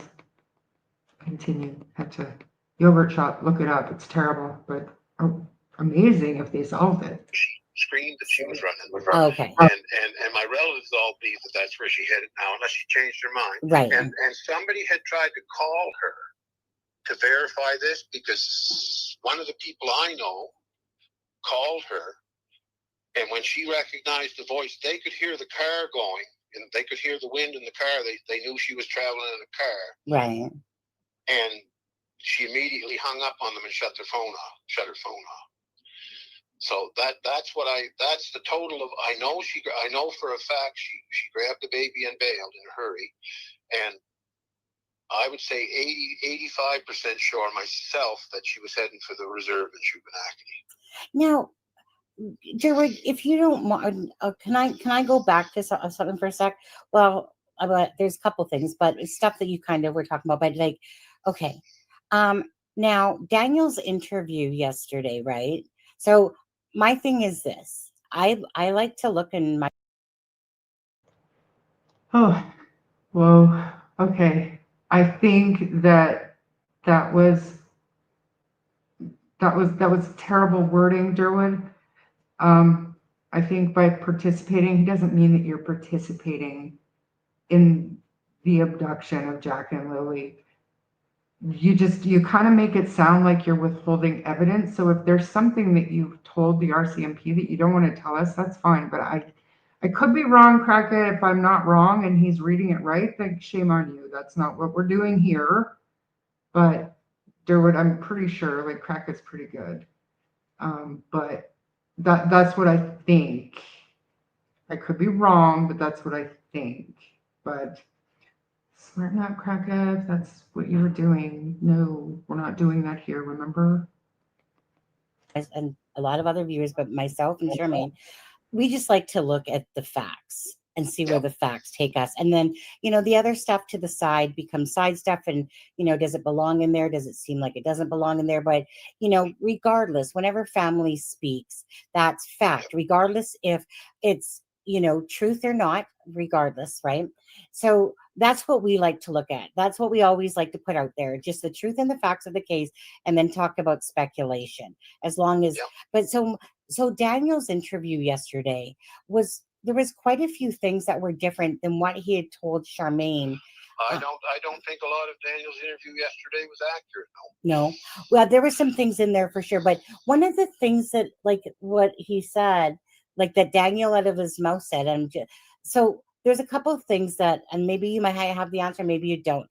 A lot of us keep questioning, like, okay, so if the kids went out back through this silent door, which is a strange thing to say, okay, that a silent door, two people saying that in an interview is kind of weird. Usually you don't say, even saying to Belinda, same thing was said to Belinda in messages, which makes it seem like it's contrived. But did not Janie hear the kids or see the kids, like, to give insight to the Thursday? Because I know that there's video footage from New Glasgow from Thursday, but, like, is there anything that you know of by chance about anything about from Thursday to Friday? And if Janie had seen them, the children? Yes, Janie had heard them. You're talking about Daniel's mother, Janie. Correct, Janie. Yes. Let's just get one thing straight here. We are watching Sunny's live, the first time that she had Derwood on. Derwood he's not injecting himself anymore. I don't want this to be misconstrued, right? So this is from a few months ago. Like, this channel, we are reviewing everything that's happened up till now. So let's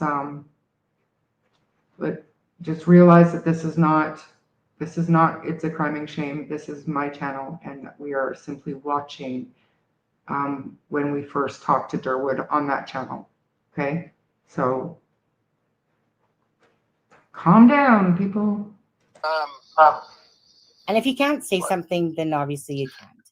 Just let me think it over for a sec. Sure. Because he did say that to Belinda, Daniel. He did say that she thought she might have heard them. And the dogs barked a couple times. That's what Daniel said to Belinda.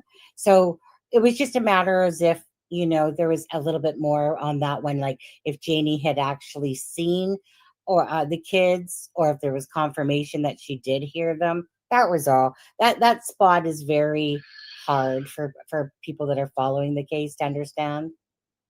Well, here's my understanding on Janie.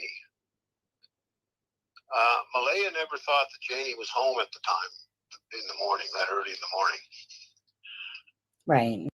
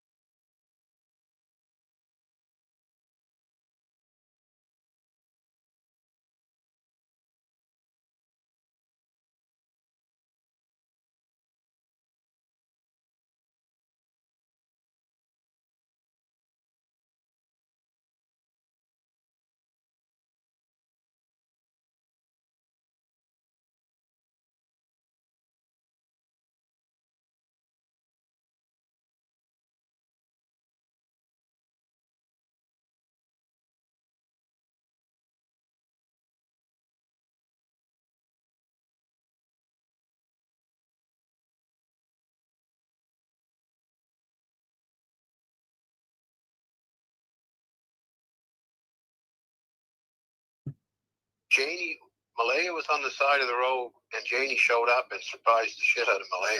She was on the side of the road? Yep. I believe this is not fact. Okay. Speculation. I can't prove it. Okay. I believe that Janie just missed the kid transfer. Guys, we weren't frozen. We weren't frozen. I was talking that whole time, and I was frigging muted.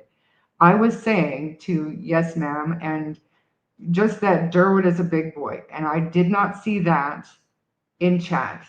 And I know that Derwood knows that if he knows where the kids are, he has to tell the RCMP. I don't think that that's what he was saying. He believes that they're well. He believes that they're well taken care of. That's what I saw. And he's been through it for the last few months. He knows that he's not withholding evidence, right? Provable, factual evidence. He has his beliefs, obviously strong beliefs, but that doesn't equate to factual evidence that's going to lead to the kids. So just focus, people. We're just beating this dead horse. Honestly, we're listening and we're not judging. Believing ain't knowing. Thank you, Mike.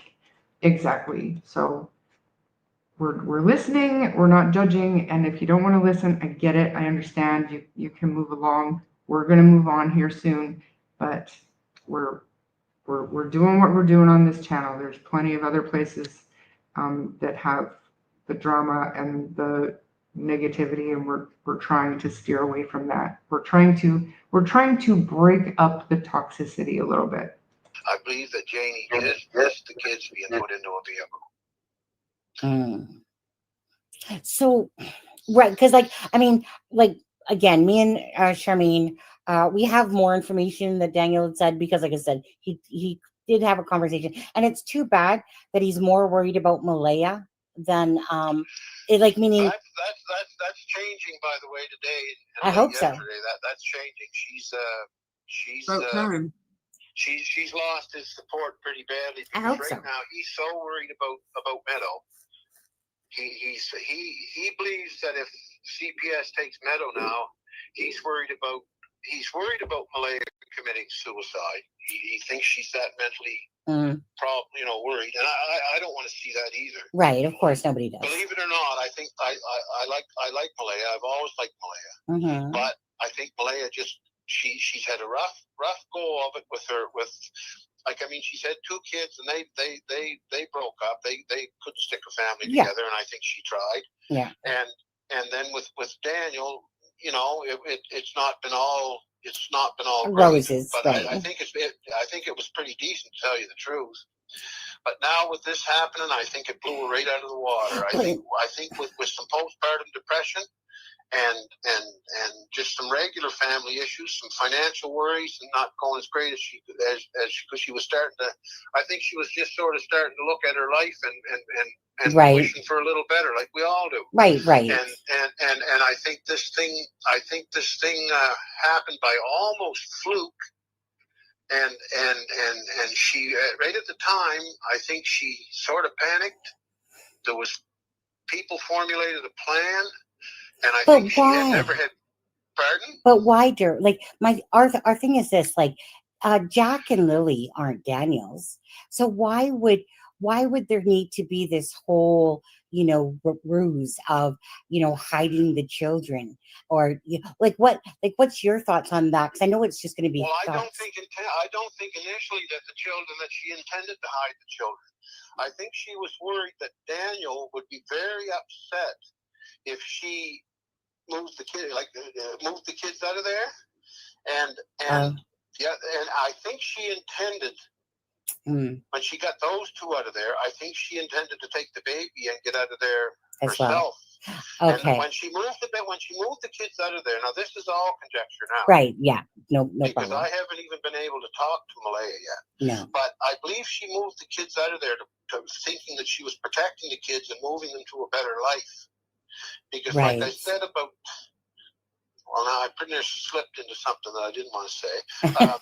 It's okay. I think there's a couple ways you can go there. Maybe she was having postpartum depression. Right. Maybe she was having some mental issues that she was finding she couldn't handle the pressure of raising the 3 of them. Right. Her and Daniel were probably not getting along for a little while there at a stretch. Right. And she was complaining about that to some family members. Right. And I think they took it upon themselves to help. She was saying she wanted out of there, and so they helped her take the 2 kids out of there. And I think initially Daniel was actually still sleeping when most of this went on, and I think she planned on being in the next vehicle out of there with the baby. Yeah, well, that's just it. Because I've been in 2 very abusive relationships and stuff like that. So I'm trying to relate from both sides, because Daniel did tell Belinda that actually she was in worse than a postpartum, as if a man knows, Derwood, what postpartum is like when you have children. But it is something real. It does exist for sure. And so basically, I think we can gather by Daniel saying that to Belinda is that she obviously was going through some mental health issues and some postpartum, issues going on. Yeah. Right. Yeah. So, I mean, I can associate, as you're telling me. I can too. Yeah. I can too. I think that some of this came out of confusion. Some of it came out of snap decisions, that weren't thought through really well. And then, but like I said, by the time it was partly done, and I think the only reason the cops got called is because, oh no, I can't say that. Okay, so what you're hearing is from mid-June. Yeah. Okay, so I don't know that there's much benefit today to continue listening to this particular live stream. There is more that we will get to, but like I said, I want to hit on those statements to the RCMP just to kind of give us stuff to think about and to carry on with the next time I do a live stream. But just really quickly, I didn't catch everything that was going on in chat, but I did hear, or I did read somebody maybe sticking up for Kent. And I want to talk about that a little bit, just because people know, if you watch Sunny's channel, people know that Kent pisses me off. But I have nothing but respect for Kent. He has done nothing but try to help raise awareness. He has taken the reins with that missing persons sign. It's not even a fundraiser. They're literally raising money to get signs made and put up in high traffic areas. People that are accusing him of having some kind of knowledge or involvement, they're literally talking out their ass. And if what I was reading alluded to not wanting, or people shouldn't have Kent on because of whatever reason, that's exactly the kind of shit that I don't want in here. Save your rude and ignorant comments about things you don't know about for somebody else's channel. There are lots of channels that will welcome you there, but it's not going to be here. Kent has done nothing wrong. So if you don't like him, that's on you. If he pisses you off, we'll get a t-shirt made, because same. And he knows it. He knows it. But let's move on. We're not going to be like that in here. And it's just that simple, okay?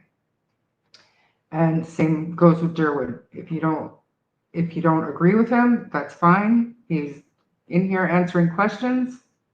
That's fine. He knows that I don't subscribe to his theory, which for me, that's all it is a theory based on information that he has gotten from other people. But if you do, if you're on board with Derwood, then it's good to have hope. It's good to have hope. And I tell Kent that all the time. It's good to have hope. Kent annoys me because he knows. He knows. And anybody that watches Sunny, they know too. And Kent knows too. But again, he's my friend. He's done nothing wrong. Get over yourselves. Derwood is, okay, so Malaya's grandma Patty, you've probably heard a lot about her, Travis. Derwood is Darren Geddes. He is Patty's cousin. So he is actually related to Malaya. Now, from my understanding, Derwood's son, Jordan, worked with Daniel at the sawmill, so there was a little bit of a connection there. When the kids went missing, I believe Grandma Patty asked Derwood to go and talk to Daniel, try to get some information. And so that's good. What about buttons? Buttons are good. I'm not like, subscribe, whatever. Do it, don't do it. Irrelevant to me.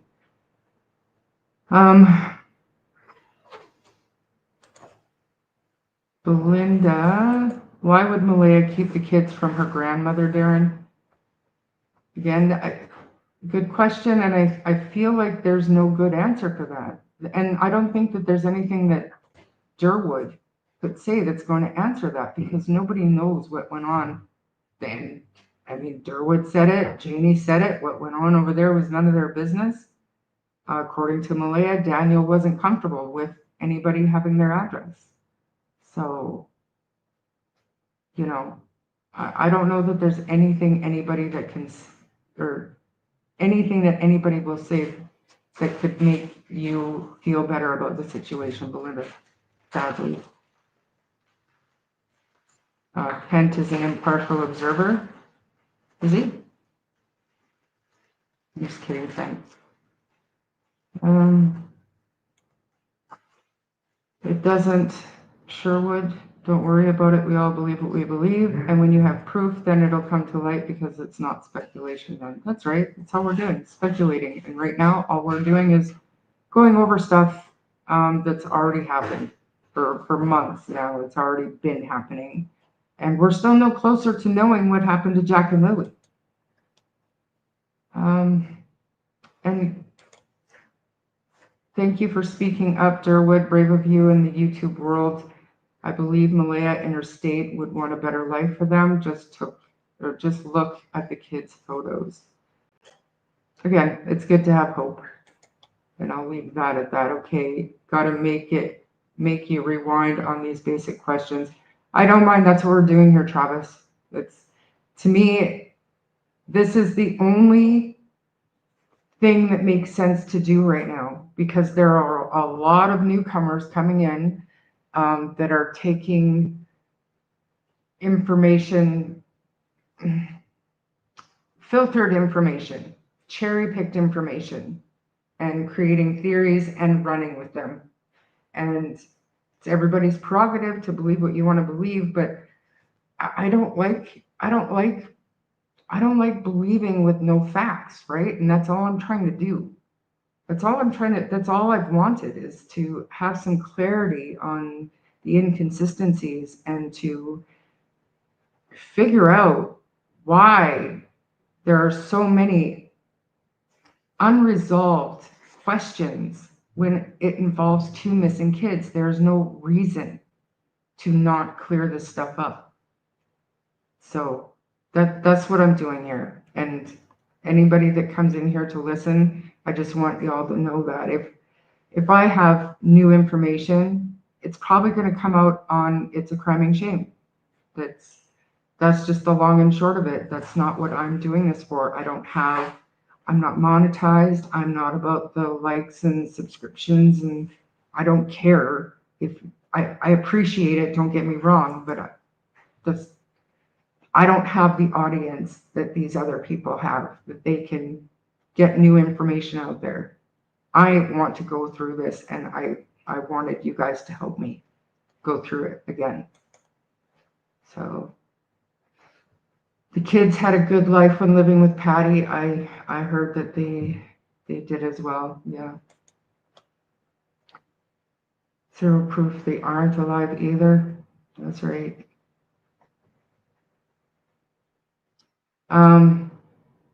And I believe I read that Derwood said that, what did he say? Shit, I can't remember. It's on the tip of my tongue and then it just left. So I'll move on. It'll come back to me and it'll be totally inappropriate timing, but whatever. Nice to meet you. This is who I am. I'm scattered 90% of the time. Kent, only sometimes. Is that about you pissing me off? Yes, only sometimes. I'm just kidding.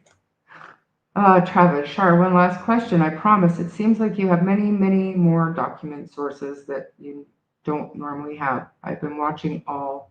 You have radio calls, etc. Did RCMP release things? No, and that's what I want everybody to understand, that the documents that we're gonna talk about, we're gonna read, and all of it, 90% of those documents are irrelevant. And the pieces of them that are relevant or that might be relevant are redacted, because the Canadian judicial system does not work that way. Our Privacy Act is far-reaching and strict. We don't get access to court documents, to any of that stuff. Now, mainstream media might get a probable cause affidavit if somebody's been arrested, might. This stuff, I think, my own opinion, I don't know for sure, but it's very out of the norm for the court system to release documents in an ongoing investigation in this country. It's almost unheard of. But the timing was priceless. Belinda gave the RCMP heads up that she was going to be filing for temporary guardianship of Jack and Lilly. And she had planned to make that announcement on It's a Crime and Shame on the Friday that week. And lo and behold, these court documents were released. Now, I don't think that the RCMP had an issue with what Belinda was doing and probably appreciated the heads up that she gave them. But I think that the court documents were released in a timely fashion to take the spotlight off of where it should have been, because I do think that they don't want Daniel, Malaya, Janie, anybody involved, anybody that was there that day. I don't think they want anybody panicking, or, you know what I mean? I just think that they thought it was ill timing on Belinda's part, and I think that those documents were released to take the spotlight off of her announcement, and it worked because it didn't get nearly as much traction as it should have, because it's huge, right? Belinda filing for temporary guardianship of Jack and Lilly while they're missing should have been all the rage, and instead people were going over these documents that, in my opinion, contained information that the RCMP deemed to be irrelevant or had served their purpose by that point. Otherwise, we never would have seen it. We never would have got them if they were part of their current investigation. Just my opinion. JB, we all have people we feel comfortable with. Charmaine is steady, calm, and grounded. Really? Take 5 minutes in my brain, dude, but I appreciate that. Thank you. Oh, that's what he said. He said, okay, so Derwood said, not this one, but Derwood said that he believed Malaya was hiding the kids from Canadian CPS. And everybody knows I'm trying not to be judgmental, but I'm just going to throw this question out to you. If it ever occurred to Malaya or anybody else to be a good fucking parent, that's the best way to protect your kids from CPS. Honestly. And that nothing to do with Jack and Lilly going missing. That's just facts. Facts. So, I'm sorry, not sorry. I'm trying not to miss anything like of super importance. I am a little bit partial to Travis because he's a lawyer and I sponge information out of him as much as I can. So just so y'all know. Derwood O'Grady, I will. Do you have the name of the website so I can be certain that I am reading what you are pertaining to? And I have no idea what they're talking about. This is so fun. All right.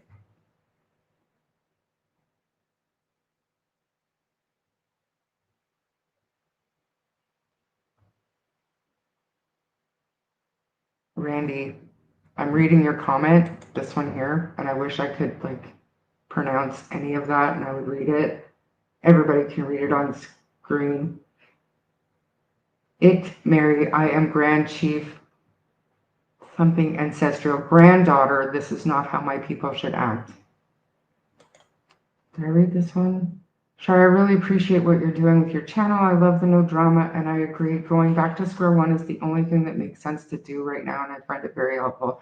Well, I'm glad, and I hope that everybody else in here does see a value in doing it this way instead of, don't get me wrong, we're going to listen to Janie's voice clips, not all 2 hours and 37 minutes of them, but we are going to listen. We are going to listen to what Derwood had to say, and we are going to look at the screenshots taken of the things that Daniel said. Only because it's important, because it's what got us to where we are today. And we have no idea what we can believe and what we can't believe.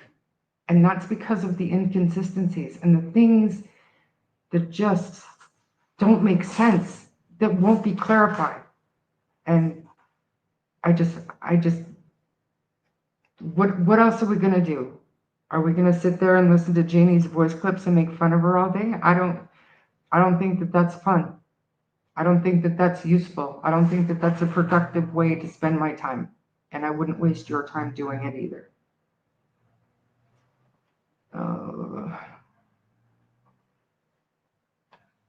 Bren, are you being nice?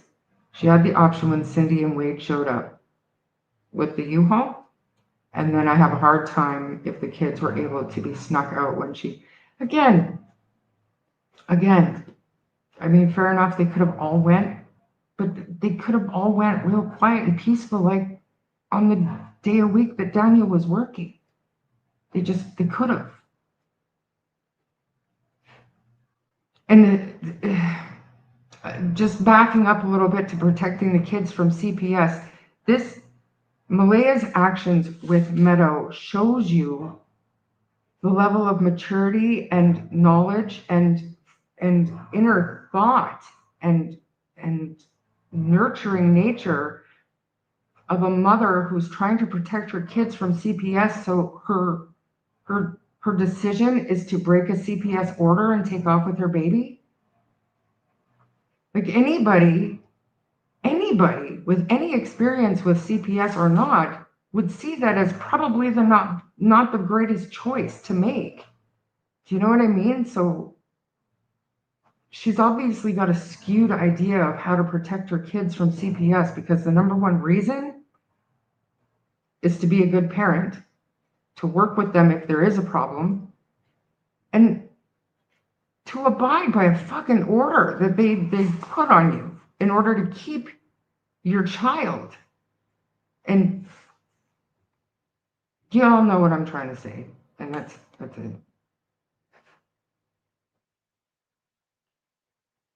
I will address this because Sunny is my friend, and I don't care for the way Sunny speaks to Daniel and eggs him on, etc. She almost like continually blames him. She does come across often as degrading him, and it seems more Daniel than Malaya.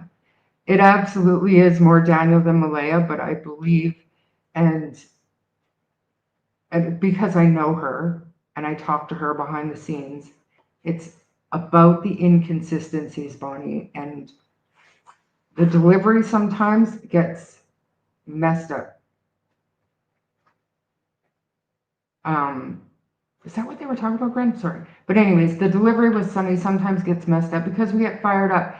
Daniel keeps coming into chat rooms, not so much anymore since DT made the safe space for them, which thank God, but he was egging her on just as much, okay?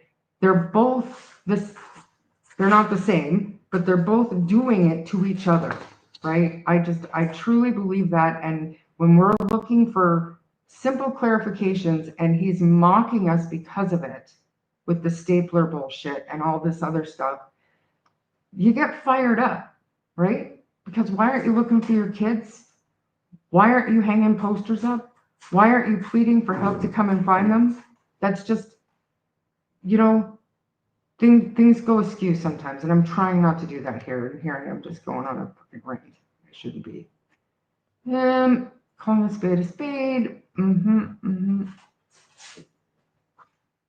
140-pound dog is sitting here breathing on my hands. He's gonna want something. So we can disrespect other channels. What channel? What channel are we disrespecting? I'm not, I have mentioned It's a Crime and Shame. I have mentioned Hunter.S True Crime. The other day we talked about Plunder. All good things. The channels that I don't watch or that I don't think have factual information or valuable information for me, I won't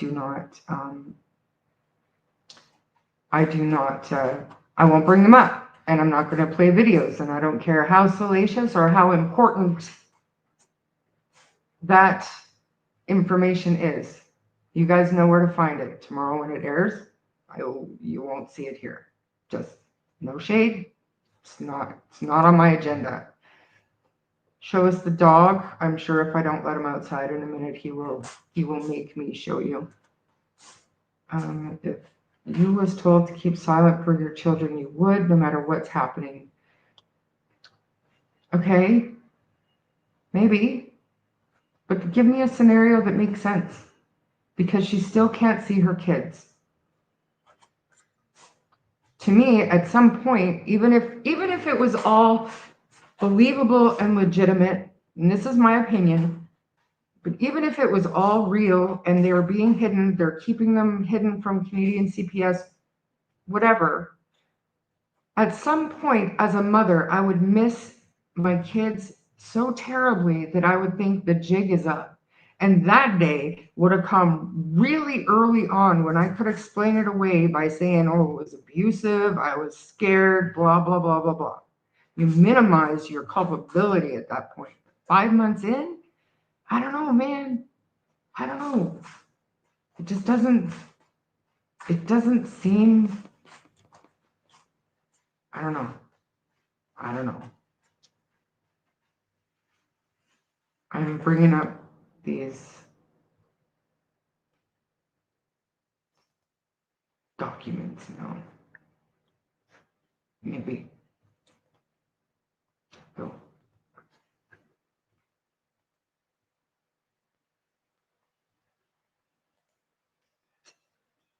Oh, that's tiny. How do I do this? Does anybody want? Is that working? How does that look on YouTube? Does it look like, can you see it?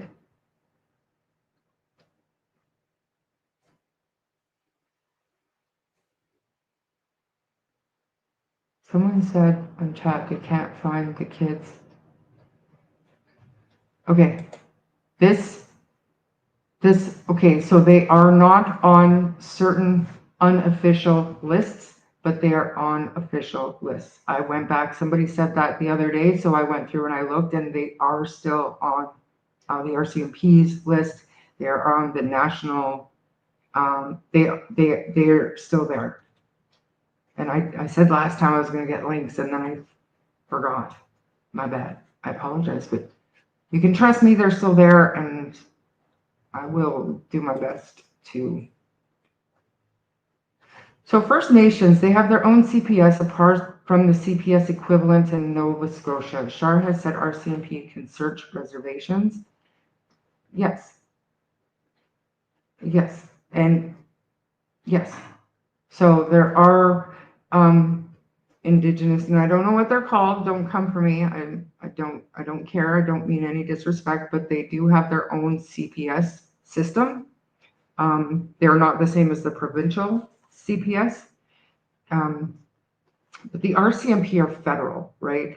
They don't, if they believe kids are being hidden, abused, if there's any criminal activity on a reserve, they do not need permission. They will generally talk to the reservation RCMP, who usually have their own force, and get cooperation. But there's no way that a First Nations community is not going to welcome the RCMP in when it has to do with 2 missing kids.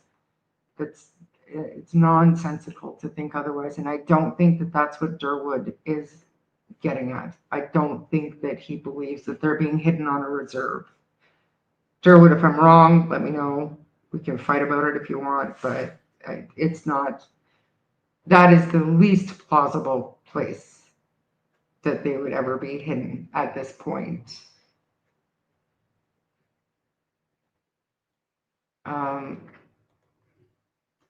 Okay, good. Looks good.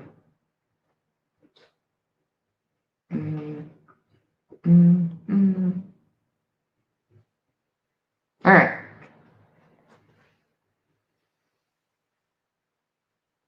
So me real quickly, and I can't pretend to know what's in Derwood's mind or what he's meaning. All I can do is put common sense to statements and try to interpret them for you. But this is my opinion on what I think. But if you, and it does happen for, if kids are kidnapped for ransom or something, and the kidnappers panic, they're more likely to harm and dispose of their victim, just to kind of get away with it more, if that makes sense. That's what I think he's getting at. But you guys keep chatting and I can't get to these documents, so I'm going to ignore you for now. No disrespect. All right. So I know that these statements start on page 8, bottom. So the section is called grounds for belief. So these are,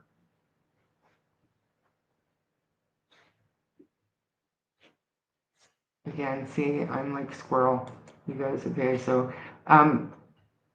the theory is on the shelf, absolutely.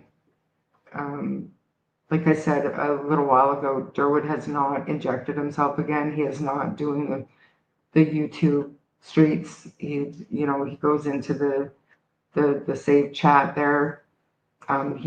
He's in here. I don't know if he's still here or not, but he's not calling into the shows anymore and pushing this theory.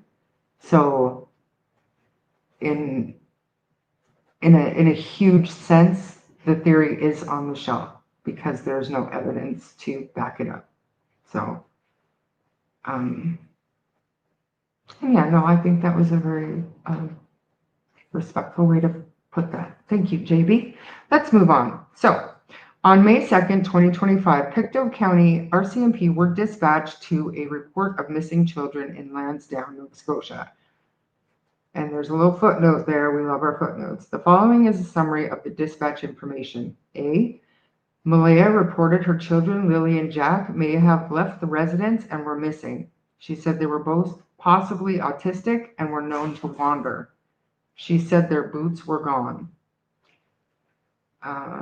Malaya reported them missing at 10:01 a.m. The dispatch information reported to police arrived at 10:27 a.m. I don't know, that part there, she said they were both like possibly autistic and were known to wander. I feel like we heard the opposite at some point, didn't we? Pretty sure.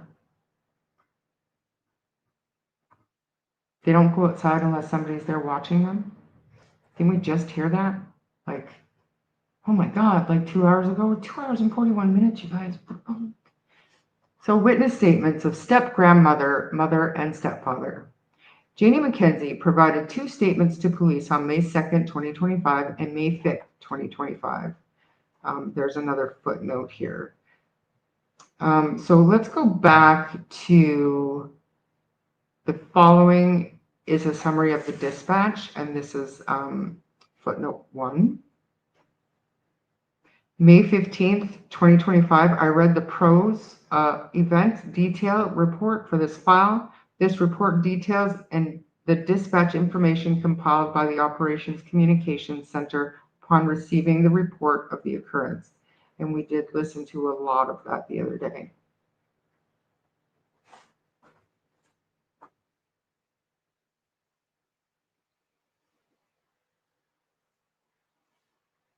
Yeah, Travis, exactly.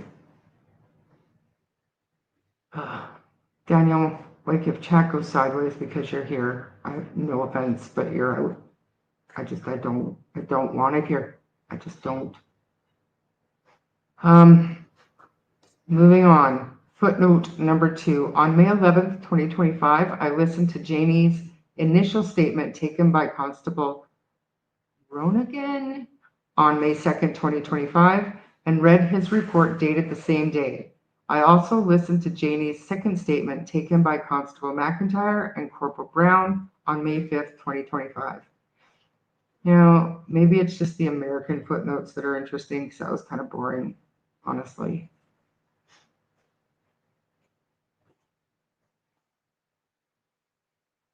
Keep it respectful, guys, please. Please.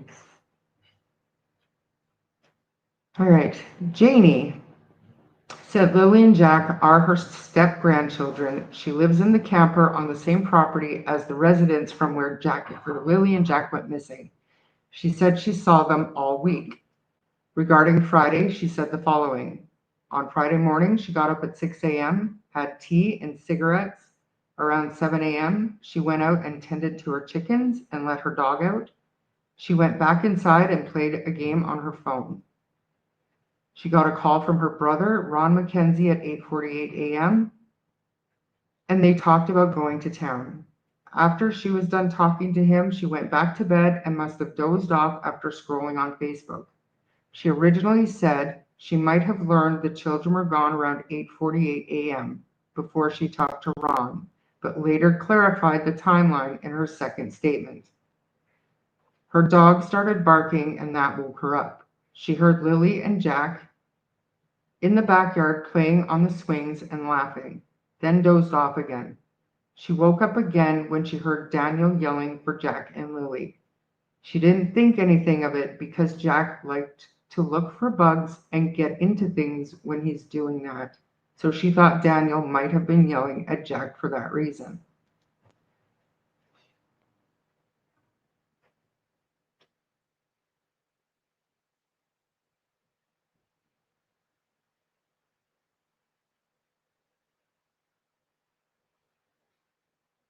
Thank you, Marie. I don't want no shit. 0. Moving on.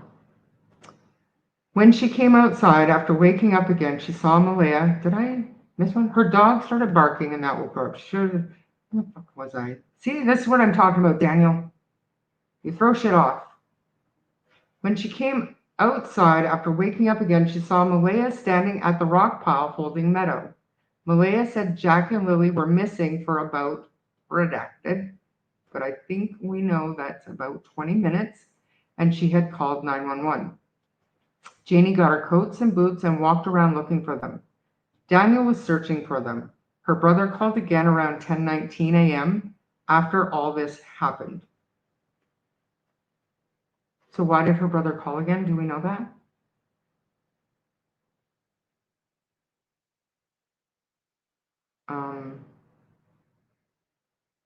Sunny, be nice, please. I'm not doing that. I'm not doing this. I don't know what was said or what's going on, but I will not put up with anybody putting Sunny down either. Go do it on her channel. I told you, day one. I don't want to hear it. Don't like her, don't watch her. Everybody be nice. Like literally, do you guys want me to read these documents, or is like this is why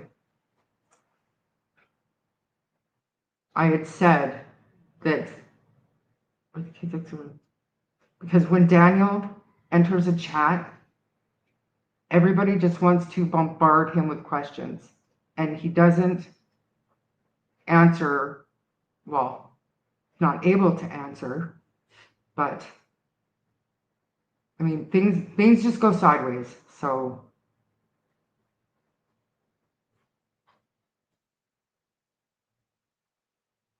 Sonny, I didn't see what he said. So everybody, including Daniel, if you're here, you're being nice. I swear to God. Swear to God. It's not what this channel is about. I do not care about the drama and the bullshit. I don't want it. And I will not have it. I just don't want, I want Sonny mad at me. He's my true crime bestie. Anyway, okay. So Janie got her coats. Okay, we did that. Malaya called her mother, who came to the house. When her mother arrived, Malaya talked to her and said, I told you they had autism. This is what Janie said. This is in Janie's statement. It's a little bizarre. Family members started to show up. One of her brothers went to get an ATV and they continued searching. Janie said for the rest of Friday, she searched for the kids with her family members. Janie provided some background information. Janie was concerned about the timeline because there was no way the kids could have walked from the yard up to the road where Daniel was in the vehicle without her seeing them. Janie said when the kids were in the yard, she usually watched them the most. Redacted. She said the kids were in school on Monday and Tuesday because the bus picked them up right outside their house. Wednesday was an in-service day and they were at home, but they went to their grandmother's house to do laundry and didn't get home until 10 p.m. Thursday. But they were in the yard playing through the day. Seriously, Kent. Janie and Malaya and Daniel are having financial difficulties. Redacted. Janie said Jack would not go for a walk on his own. She said she, Jack, Lilly, and Daniel went for walks in the woods all the time, and they had to carry Jack sometimes because he got tired and would sit in one place. Janie said she does not believe the kids are in the woods. But if that's the case, why did she go and look in the woods? Why did she spend the entire day in the woods? Was it after that she decided that she doesn't think the kids are in the woods? I wish I knew why the RCMP stayed looking in those woods that whole first week. Why did that happen?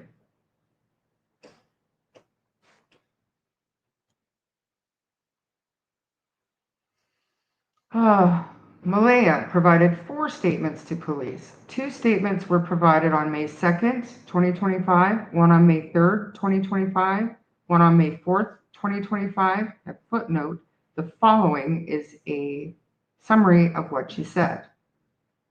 Should we read the footnote first? On May 11th, 2025, I listened to Malaya's 2 initial statements taken by Constable Mason and Constable Runigan on May 2nd, 2025, and read Constable, why is that named again? Runigan's report dated the same day.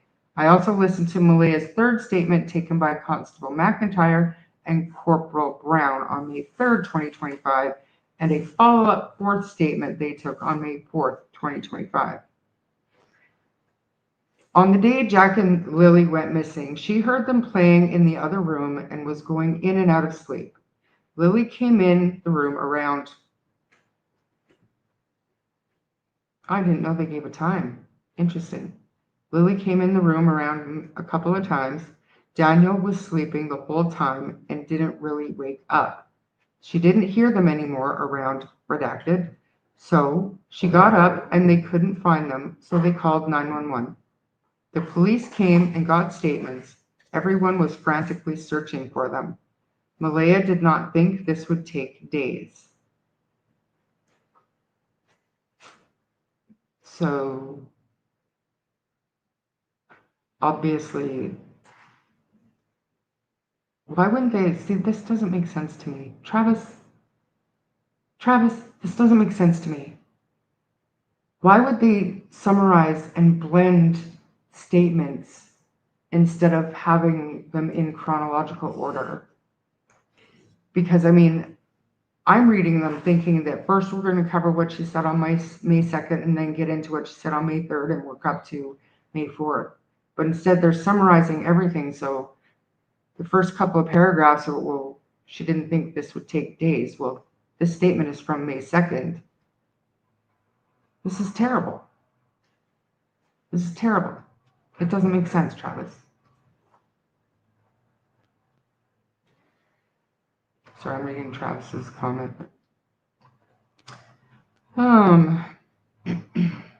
Malaya discussed what happened earlier in the week.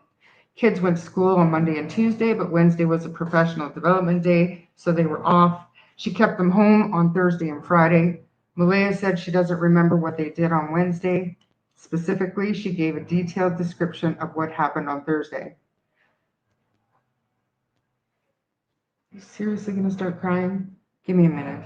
He's not going to wait anymore. Just a sec. What's up? What?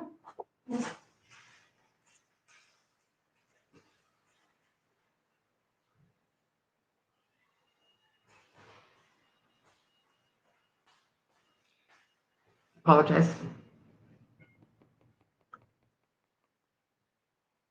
Footnote 3, Travis, I just read it. They're not the same as the American footnotes. On May 11th, listen to Malaya's 2 initials. They're not the same. It's nothing.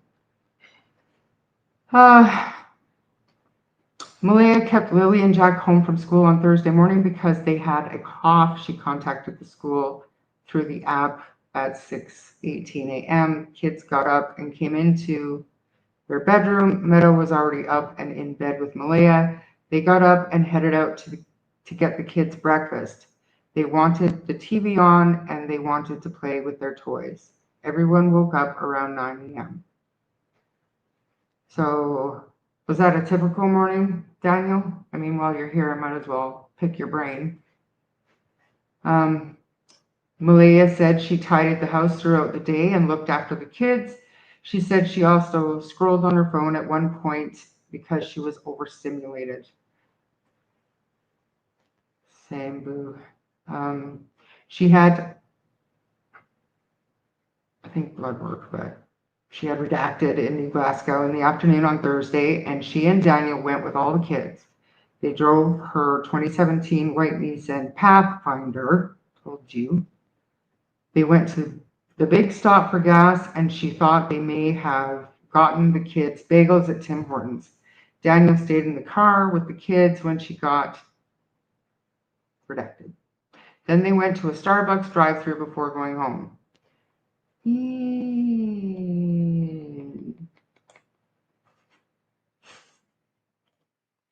In the evening, she was going to do some cleaning, but she was too tired. The kids were watching a show on TV. She put Lily and Jack to bed first, then Meadow, and then went to bed herself. Malaya said they were late getting to bed that night and went around 9 p.m. They usually go around 7 p.m. Lily was wearing a pink sweater and pink pajamas with white shapes and a Barbie top with pink socks. Her hair was shoulder length and her backpack was beside her. Jack was wearing black sweatpants, a t-shirt, and a diaper as he was only partially trained. Daniel stayed up and he said he was going to clean the house for her, but it wasn't clean when she got up, so she doesn't know what he did. Normally, he did little projects around the house at night and fixed things. Redacted. Malaya said she was not awoken throughout the night and does not know when Daniel came to bed.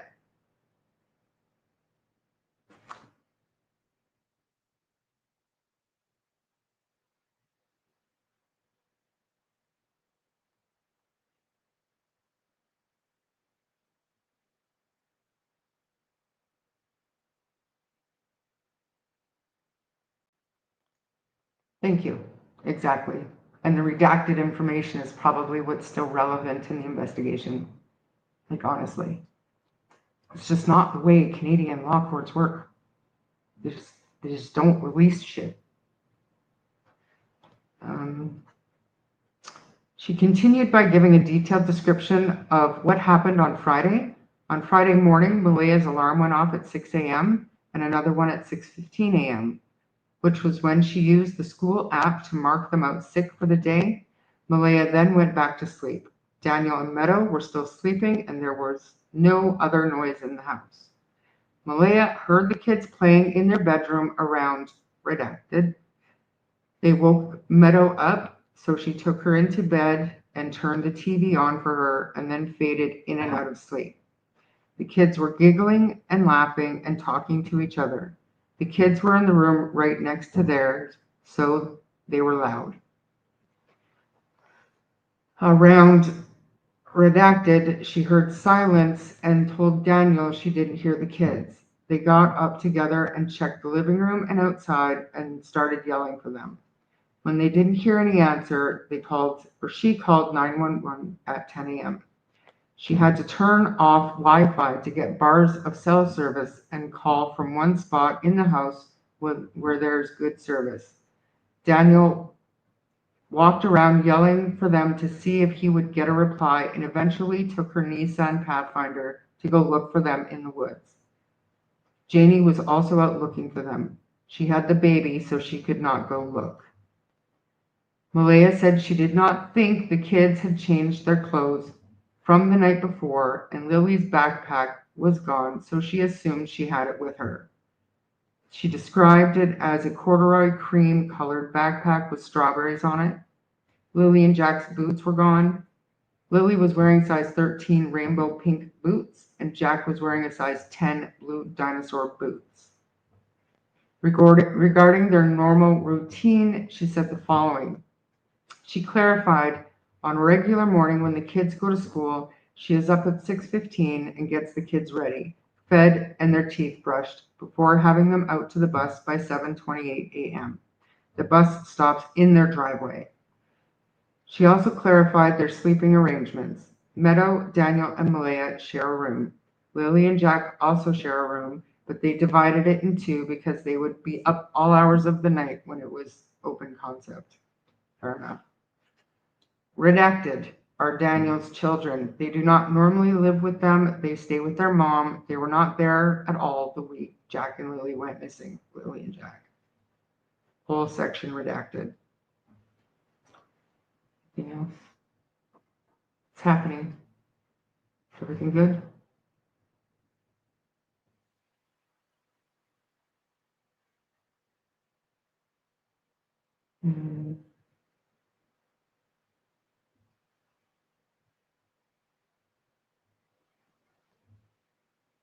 Bonnie drama won't come here. Like, I'll shut this fucking channel down before I let that happen. I'm not doing it. Not doing it. Ooh, CB had a good question. Oh, for Daniel. Why you said in your earliest interviews that the kids were out of school all week that week. Weren't they in school Monday and Tuesday? Can you set us straight? Was that the question? That was a good one? Oh, look, Mike Demand's in the house.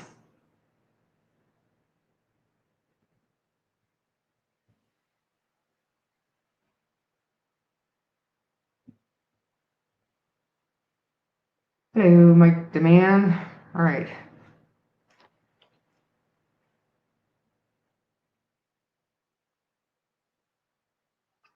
Regarding the children in general, Malaya said the following. Lily and Jack did not have a relationship with their biological father.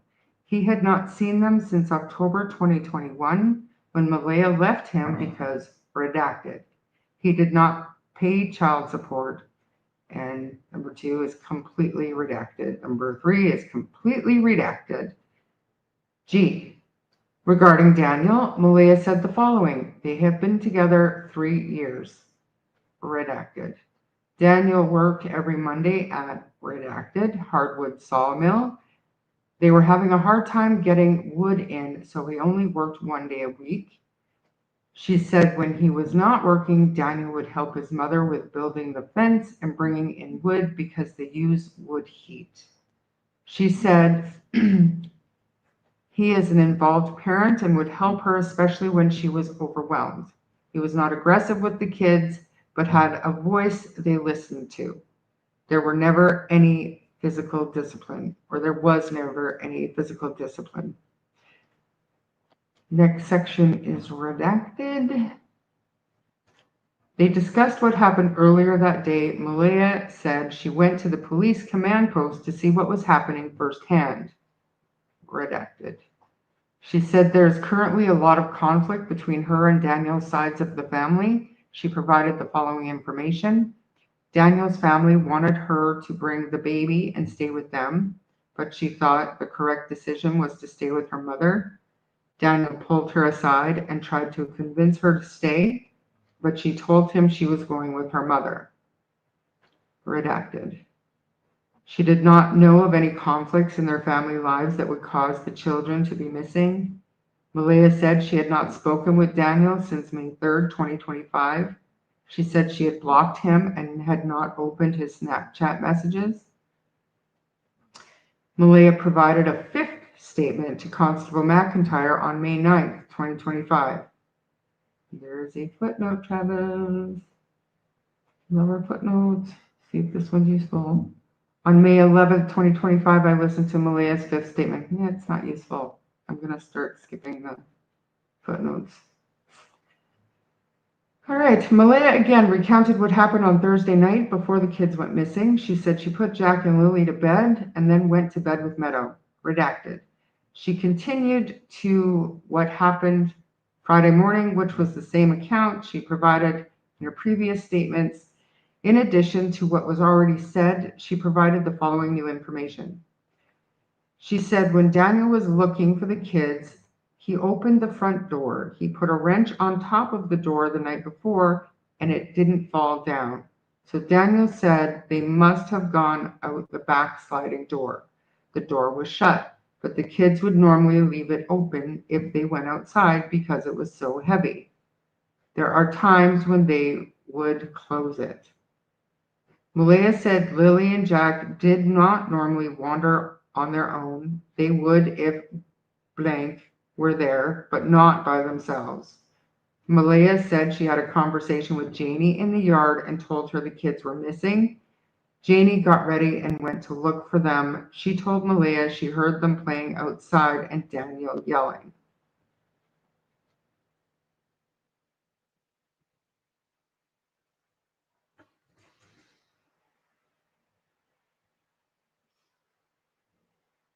Explorer, are you saying that this makes Malaya chatty behind the scenes? Because, I mean, when the RCMP want to talk to you, if you refuse, that it kind of raises a red flag to the RCMP. You know what I mean? Like, I don't know if she would have a choice at some point. Just a thought. Malaya said she does not think she opened her phone or sent any messages around the time or that time. She did call her mother and grandmother after she called the police.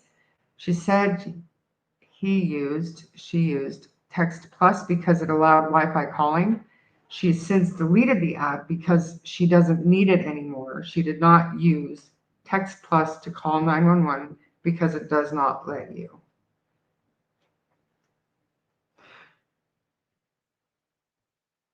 Chat amongst yourselves. My dog is knocking at the door.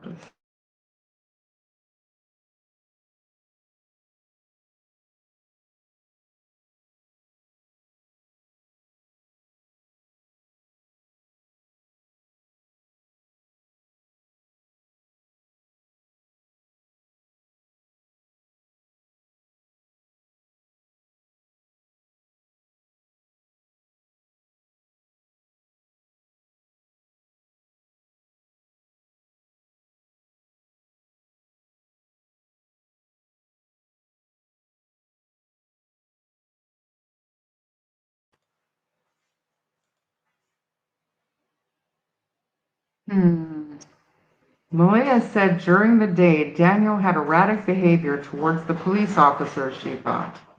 He was very standoffish, and Daniel thought they weren't doing enough.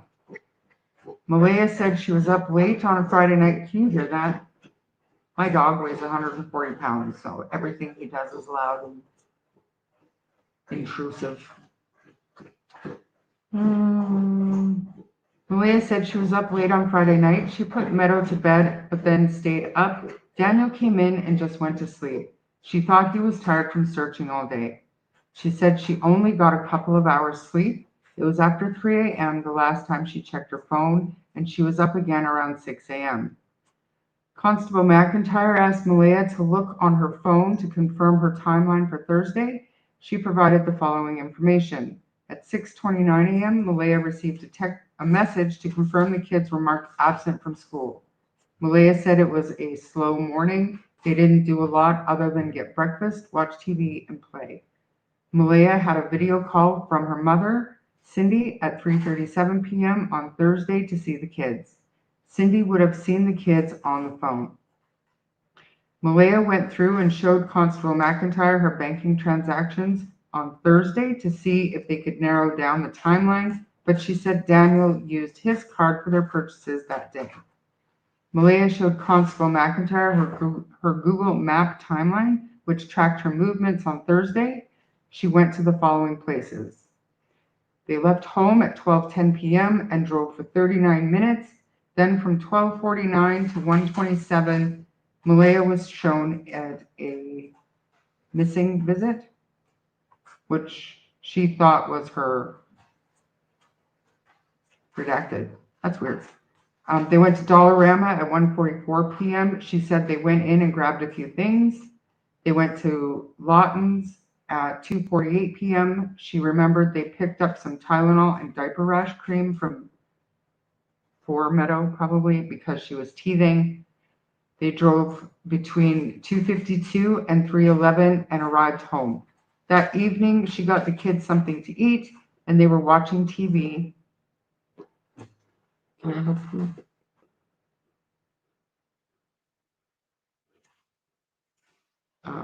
That evening, she got the kids something to eat, and thank you. Okay, get out of here. Yeet. Yeet. He's not going to leave me alone until I feed him, just heads up. So hopefully we get through this and then we'll call it a night. 3 hours already. Back up. Okay, go. Yeet. She said they might have gone outside sometime to play, but they came in when it was getting dark. She got their teeth brushed and they wore their clothes to bed because all the clothes were still in bags from when she washed them at her grandmother's house and she hadn't gotten around to putting them away. Lily and Jack were hyper and excited, but she got them tucked into bed around 10 p.m. Jack in his blanket and his dinosaur, and she shut his door and redacted. Lily went to bed with her backpack. Question, Daniel. I saw that comment. That could have, I'm not even going to say it, but that's a lot of absences from school. Just saying. So is this the point? So those clothes were never unpacked because obviously the kids went missing. So, and then when you finally decided to unpack them for whatever reason, you realized that Malaya's clothes weren't included? Is that, and I'm not being a smartass, I'm literally asking because I've heard rumors that I don't like talking about unless I can clarify. Thank you. Gotcha. And what was the reason for you going to unpack them now? Like were you, was it because, is it true that they asked for all the kids' clothes? Or like, just like literally just wondering, were they just asking for clothes for a memory blanket or whatever? It's really not important, just keep it moving. Did that already. Okay, so redacted. Malaya and Meadow went to bed. Once Meadow was asleep, she put her in her crib and went to sleep herself. Malaya and Constable McIntyre looked at the Google Map timeline for Wednesday on Malaya's phone and learned the following about her day. The whole family left the house at 12:51 p.m. and went to the Irving Oil in Westville, where they got $20 of fuel. They drove to Malaya's grandmother's house and arrived at 2:01 p.m.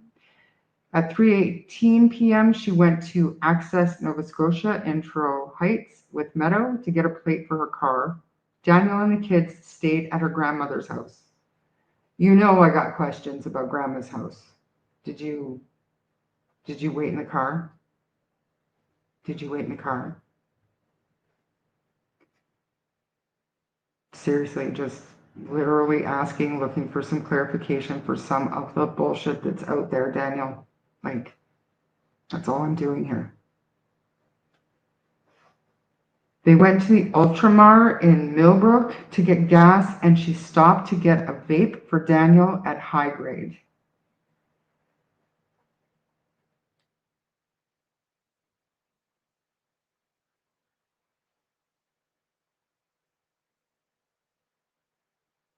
Okay, you weren't in the car the entire time.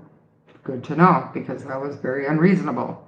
And Mike is not going to be disrespectful in here, you guys. He wants what everybody else wants. He wants answers. And if Daniel's here and willing to talk, anybody would be a fool to be disrespectful. You're not going to get answers that way. That's why we're doing what we're doing, right? Keep throwing shit and expect somebody to be nice to you. Anyway, they went to the Ochmar, blah, blah, blah. Get a vape. Okay. 7:54 p.m. They went to Walmart and picked up groceries. The whole family went together. They stopped at, I think we know what that is, that Kent has told me 1,000 times, in Truro. Then went back to her grandmother's house at 9:19 p.m. to drop off her bank card. At 10:19 p.m. they arrived home for the night. Malaya provided more background on their living situation. She said they moved to the trailer on Daniel's mother's property redacted, redacted, redacted. Malaya said Daniel's father owned over 100 acres of land out near Barney's River, which is a wooded lot, redacted. Daniel provided 2 statements to police on May 2nd, 2025 and May 4th, 2025. Footnote, Travis, heads up, I'm ignoring it. The following is a summary of what he said. Daniel said Malaya took the baby, Meadow, and left with her family. She blocked him on social media and he couldn't get in contact with her. Daniel said he rarely used or checked his phone, but has done so much more in the last 3 days since the kids went missing. When asked about Friday morning, Daniel said the following. Daniel said he was in the bedroom with Malaya and Meadow, who were in bed with him. Lilly came in a couple of times, but he did not check his phone to see the time. The television was on and it was daylight outside. Lilly didn't say anything. She would just open the door and look and then leave again. She did that 2 or 3 times. They used to remind her not to rush into the room because they wanted to make sure Meadow got a good sleep. Sometimes the kids would wake her up. Daniel said he got up and he didn't hear the kids. He thought it was only a few minutes since Lilly last poked her head in the door. He went out and saw the back sliding door was closed. The kids didn't usually close it when they went outside. Their boots were gone. Daniel ran around the house looking for them and was looking of the kids. What? Daniel ran outside, but they were not in the yard and he couldn't see them. He got in the car and drove around, then ran around in the woods looking for them. He searched for hours. He said he did not look at the time and did not even take his phone. Regarding Thursday, Daniel said the kids did not go to school because Malaya thought Lilly was sick. They all left home around lunchtime and got gas at the Circle K in Alma, then went through the Tim Hortons drive-thru for food. Daniel said he thought the kids were sleeping. They drove to Truro and went to Malaya's grandmother's house to do laundry and spent most of the day there. They went shopping at Walmart and got food, redacted. They left her grandmother's house at 9:30 p.m. and got home around 10:30 p.m., then put the kids to bed. Daniel said he thought Malaya put them to bed. He didn't know what they were wearing because they were underneath the covers when he checked on them. Daniel said he thought he went to bed fairly early that night and didn't wake up until it was light the next morning.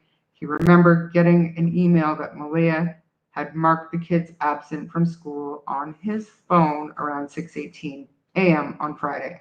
Daniel later said Malaya had to get redacted on Thursday between 12:40 and 1:40 p.m., so he thought they must have done that before they went to Truro. Daniel could not remember if they went to town on Wednesday or not. He said he had a conversation with someone who was helping redacted,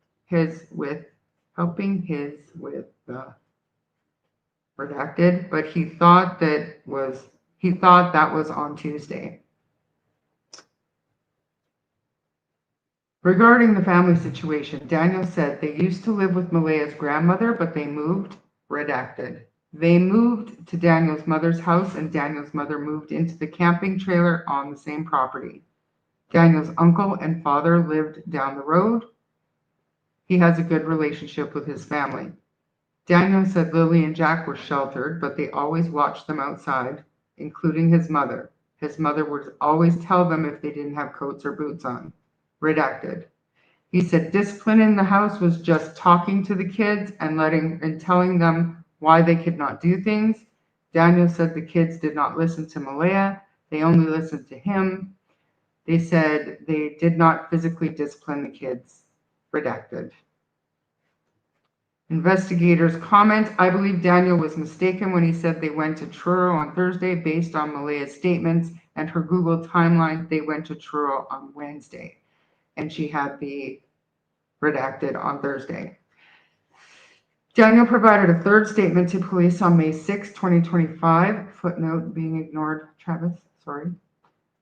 The following is a summary of what he said. Daniel said when the kids went missing, Malaya's mother showed up extremely quickly, even though she was over an hour away, redacted. He wasn't sure when Malaya called her mother and said it might be a good idea to check her phone to see the time. Daniel said his Google Maps would have his location, and he always kept his location on for Malaya so she knew where he was at, and she did the same for him. He said the second day he had cell phone service when he was searching, and his Google would show his locations. He said he used Google Maps to get out of the woods one time, and he sent Malaya a picture of it. Daniel talked about the areas he searched on the first and second day. He said he went into town and got his friends, Adam and Chance, and they helped him search on the second day. Daniel said he thought Lilly and Jack would only come to him because they were attached to him. Daniel said they never listened to Malaya, only him. Daniel said he is trying to be completely truthful and tell the police everything, but it's hard to remember everything exactly as it happened. Daniel said he is having a hard time because his whole family is gone. When asked in detail about Friday morning, Daniel reiterated what he said in his earlier statements and provided the following further details. When Lilly was sticking her head in their room, he could hear Jack in the kitchen in the background. He did not see him, but he was usually loud and clumsy, so it was easy to hear him. Redacted. They like to eat and snack all the time and sometimes stash food away. Daniel said when he went out to look for the kids in the house and realized they weren't there, he went back into his bedroom to get dressed before going outside to look for them. Daniel confirmed the kids could not go out the front door because he had jammed a wrench or a bolt in there to make sure the door didn't open. He said he does that most nights because there's a bear that used to hang around outside. That morning, he had to rip the door open to get out, and the metal piece fell on the floor. So he knew there's no way they could have gone out that way. He took the car and went around to look. When he came back, the RCMP were there and told him not to go back in the woods. By that time, his mom was there with his Uncle Ron, and he waited with them. There was a time when he was looking in the woods. He thought he heard a scream that sounded like Jack and Lilly. He stopped and stood still for a little while, but the helicopter overhead was too loud and he didn't hear anything else. At one point on Friday, before dark, he took half an hour video on his phone of where he was searching. It was a steep part of a hill, and he does not think Jack and Lilly could have gone that way. He was using the flashlight on his phone to try to see in culverts, but he didn't see anything in the water. They talked about what happened on Wednesday and Thursday. Daniel initially had the days mixed up, but then confirmed through online banking on his phone that they spent Wednesday in Truro with Malaya's grandmother and went to run errands, including Malaya's blank on Thursday. In addition to what he provided to in his previous statements, he said the following about Thursday. Daniel said he had Facebook messages from Malaya at around 12:07 p.m. She was talking about McDonald's toys. He said he might have been out in the yard playing with Jack and Lilly when she sent those messages. They all went to Malaya's redacted and got there around 12:50 p.m. Malaya went to get the redacted, and he stayed in the car with the kids. All three were sleeping, so it was quiet. He looked at his banking information on his phone and remembered they went to Dollarama and Lawton's on the way home. They also went to Dollarama, and only Malaya went into Lawton's. Daniel said Malaya would have talked to her mother later in the day because her mother called 2 or 3 times every day. Her grandmother also probably called. Daniel checked his Google Maps timeline and detailed Thursday as well. The only new information provided was that they stopped at Agropol to pick up poutines. They talked about his relationship with Malaya. He said the following, redacted. Daniel said he always takes him phone with when he leaves the house, and his timeline will say he was home.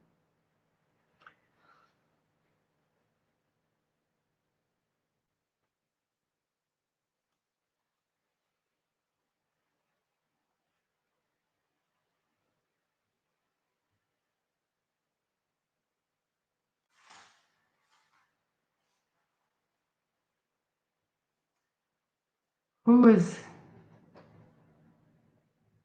making this into a circus, asking Daniel so many questions? And I mean, that's to be expected. You know, there's no getting around that. The only thing that we can do, if Daniel wants to answer questions in here, so be it. But like I said, I have no problem shutting the entire channel down. I do not give a shit if it becomes one of the toxic environments that this case just seems to attract. So keep it respectful. If he's answering you, great, beautiful, all the power to you. But that's not what this channel is about. So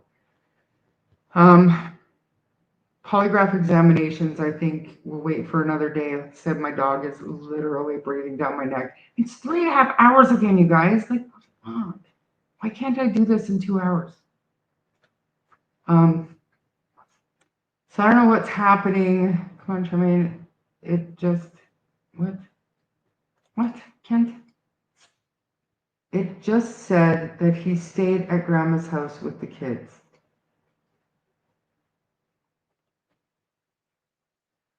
That's what I said, and I asked him, Kent. I asked him. I asked him if he was in the car. He said they were there for like 8 hours, and he wasn't in the car for that long. So I asked him, is that what you're talking about? Feel lippy with me, Corbett. I mean, I'm not going to shut it down. You guys continue talking, but I do have to feed my dog or he's going to eat me. So I don't have a video or anything to pay for you. Daniel, just really quickly about this. There's no benefit to you to make statements like the kids' clothes were switched if you're not prepared to, explain that. I don't think there's much you could do at this point that's going to harm their investigation. I really don't. I could be wrong, but clarity is going to help you clear your name. That's just facts. And yeah. Anyways, moving on. If he wants to answer questions, go ahead. But you're gonna have dead silence because I have to go feed my dog before I lose a foot.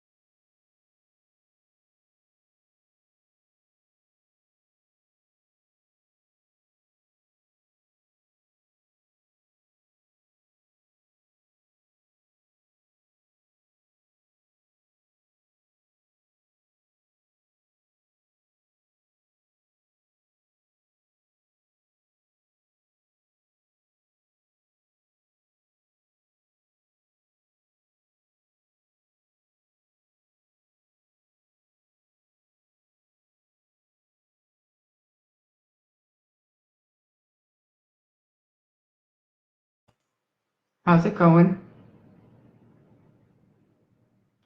Looks like he's still.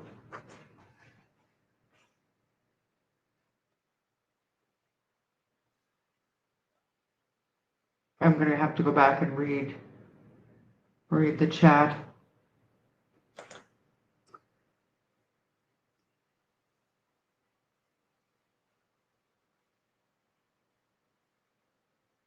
I see French.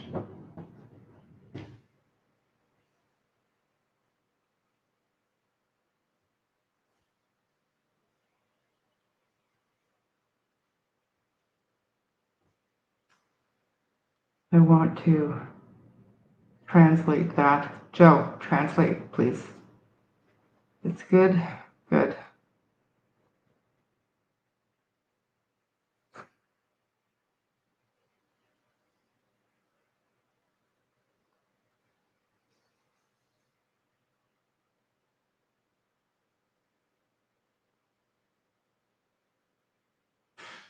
Travis, no. You're trying to make me look foolish in front of all my friends? It's not gonna happen. Okay, maybe. Where to go? I'll do it just for you. No, I won't. Never mind. Change my mind.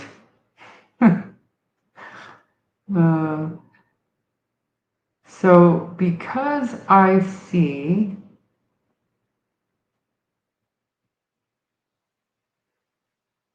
hi Joe. Just throwing it out there. I hope your wife is okay. I don't know, but I hope everything is well with you.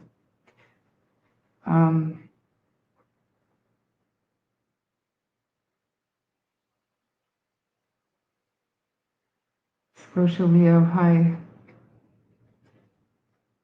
So anyways, I noticed that Belinda is still here and she is asking questions. And it looks like Daniel is answering. And I have a plethora of mods. I'm glad, Joe. I'm really glad. I've been thinking about you guys. But plethora of mods. Things have got to be kept respectful here and calm. No, CB, you're not blocked. Of course, you're not blocked. I don't plan on blocking people for sharing their opinions in a respectful way. I just, you guys know I just don't want any drama. I don't want any crap. I don't want any crap here. So you guys continue on doing what you're doing. I do have things I need to do. I'm not going to shut this down. Yes, Jess. Yes. This totally goes against everything that I stand for. 3.5 fucking hours. Are you kidding me right now? Whatever. You guys, no crap. Get rid of people. Get rid of people that are bringing crap, and I got stuff to do, so I'm going to keep this going. You guys, free for all. Goes with the thumbnail title. The shit show of the free for all in YouTube. CB, I'm trusting you. But I mean, if I don't have to see it, I don't care. I just don't want to be, so have fun. Be nice. Get information. Daniel, just clarify stuff. Clarity will clear you. I swear to God. That's what I'm doing. That's what I'm trying to do. Clarity. And if I'm back and I see everybody still buzzing, if Daniel leaves and y'all want to go, just go. And I come back and there's like nobody here, perfect. It's ridiculous. I don't even know if I'm allowed to do this. Is this like bad YouTube etiquette to leave unhosted? Like I don't want to piss off anybody that controls YouTube. Yes, Travis, I would love to.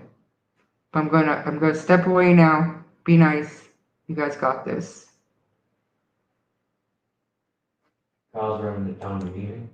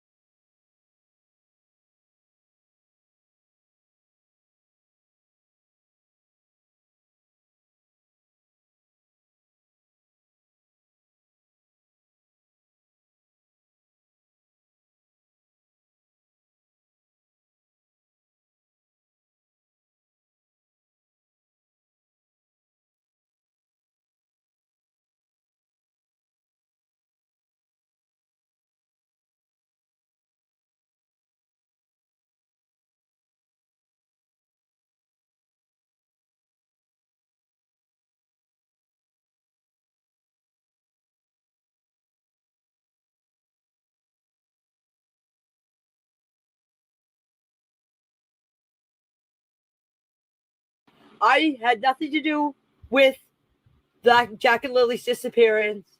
I know Daniel did not have anything to do with Jack and Lily's disappearance. The reason I know that, I know in my heart that Daniel would not harm those children. The answer relies with Malaya. She hasn't spoke up, she hasn't come, and she hasn't said anything about all this. That's all I have to say. The rest of the answers to all your questions rely with Malaya.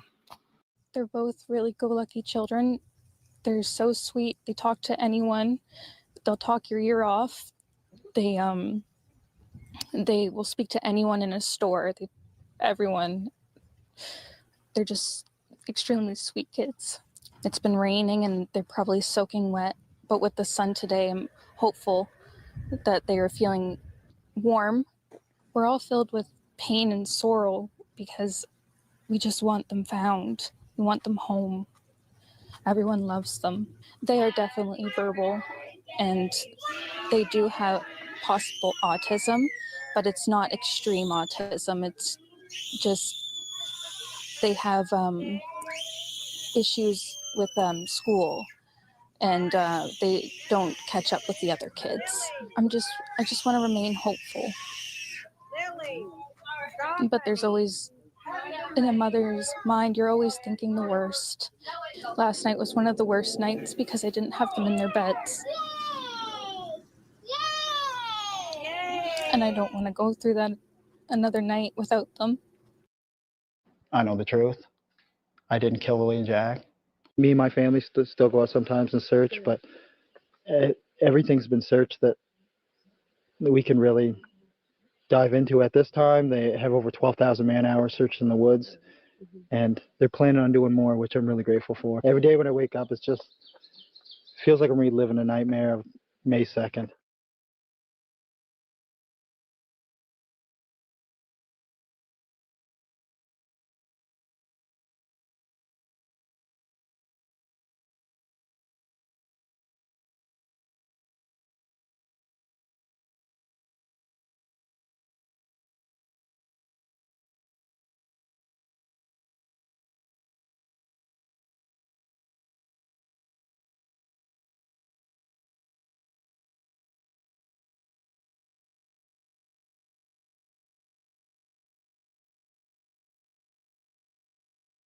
Okay, I was up at 6 o'clock, sat in there and had my tea, and then on Facebook.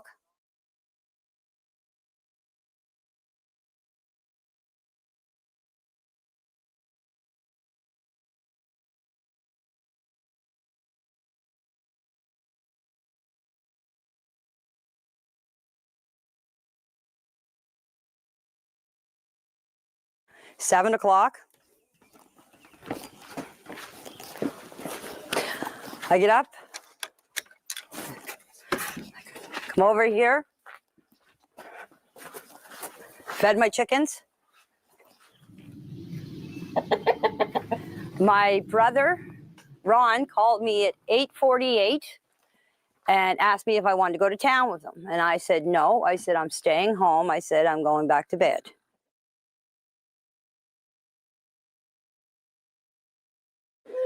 Okay, I went and I laid down. Next thing you know, my dog started barking and the kids were out in the yard. Now, you can see there's two swings where the kids play. My bedroom is right there. I heard the kids. After that, I heard nothing. This is where the kids' swings are. This is where they always played. And so that's where I heard them. And I can hear everything in that trailer. If two kids get out of a fence, and Jack and Lily are all the time yelling, especially Lily, come on, Jackie, let's go, Jackie, let's go, Jackie. It's all I hear out here. My dog does not like Lily's loud scream, just like any dog would not like Lily's loud scream. I can't stand Lily's loud scream. If you watched her birthday party, the way she screamed, could you stand Lily's scream all the time? My dog reacts. My dog tells me when there's people in the yard. My dog tells me when the kids are outside, my dog is really sensitive because he's so used to being all alone here for the last 20, or sorry, for whenever the kids showed up here 2 years ago. My dog has been used to quietness. When the kids moved, when Jack and Lily moved in here, my dog got more sensitive to sounds because of the kids yelling, screaming. So yes, my dog is very sensitive to Lily's scream and Jack screaming. When the kids get out of the fence and come out through here, I would have heard them yelling, "Come on, Jackie, let's go, Jackie, let's go." I didn't hear anything. What happened was we woke up, I heard them playing in the next room beside us, and I was drifting in and out of sleep. And they're not the type of kids that we tell them not to go outside on their own. We always make sure that we're out there with them, watching them. And they happen to just get out that sliding door, and we can't hear it when it opens.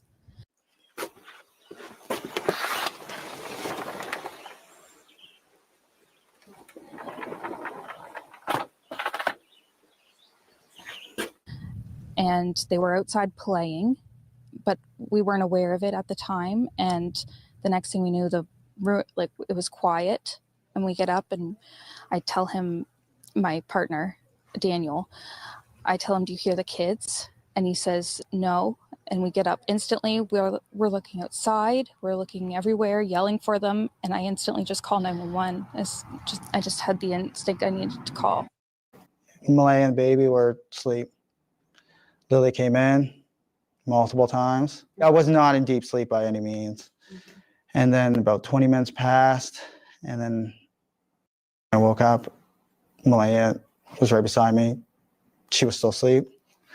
And I said, "I don't hear Lily and Jack." So I jumped straight up out of bed. Silence is never a good thing when you have kids, because you know they're getting into something. And then we noticed the boots were gone. We went outside, made our way into the backyard. We didn't see them anywhere. And Malaya said, "Should I call 911? And I said, "Well, just wait 1 second." I ran up in the woods to the kids. They have cabins up in the woods. It's about, I don't know, 100 feet up in the woods. Ran up there, ran right back down, so which only took me like 30 seconds. And I was screaming for Lily and Jack, you know, all the way out when I was running up to the cabins. And my mother heard me, so she came out and said, you know, "What's going on?"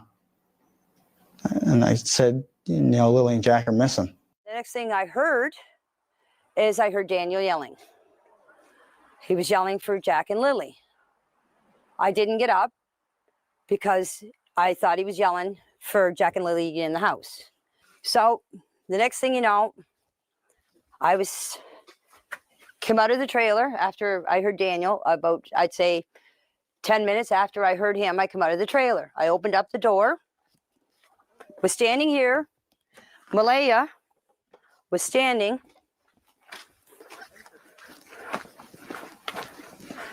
right here with Meadow on her hip.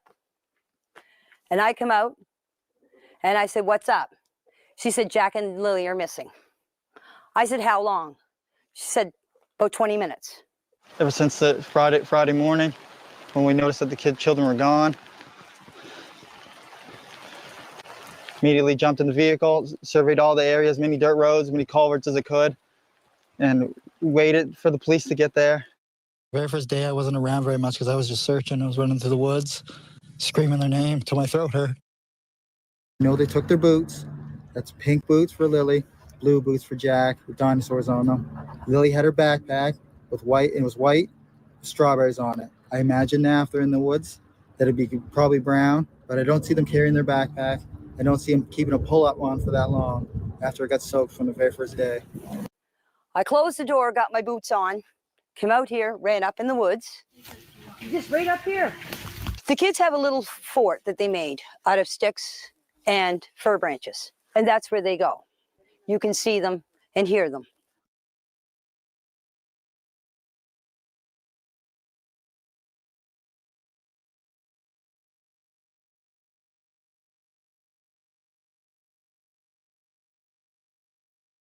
We went for walks in the woods.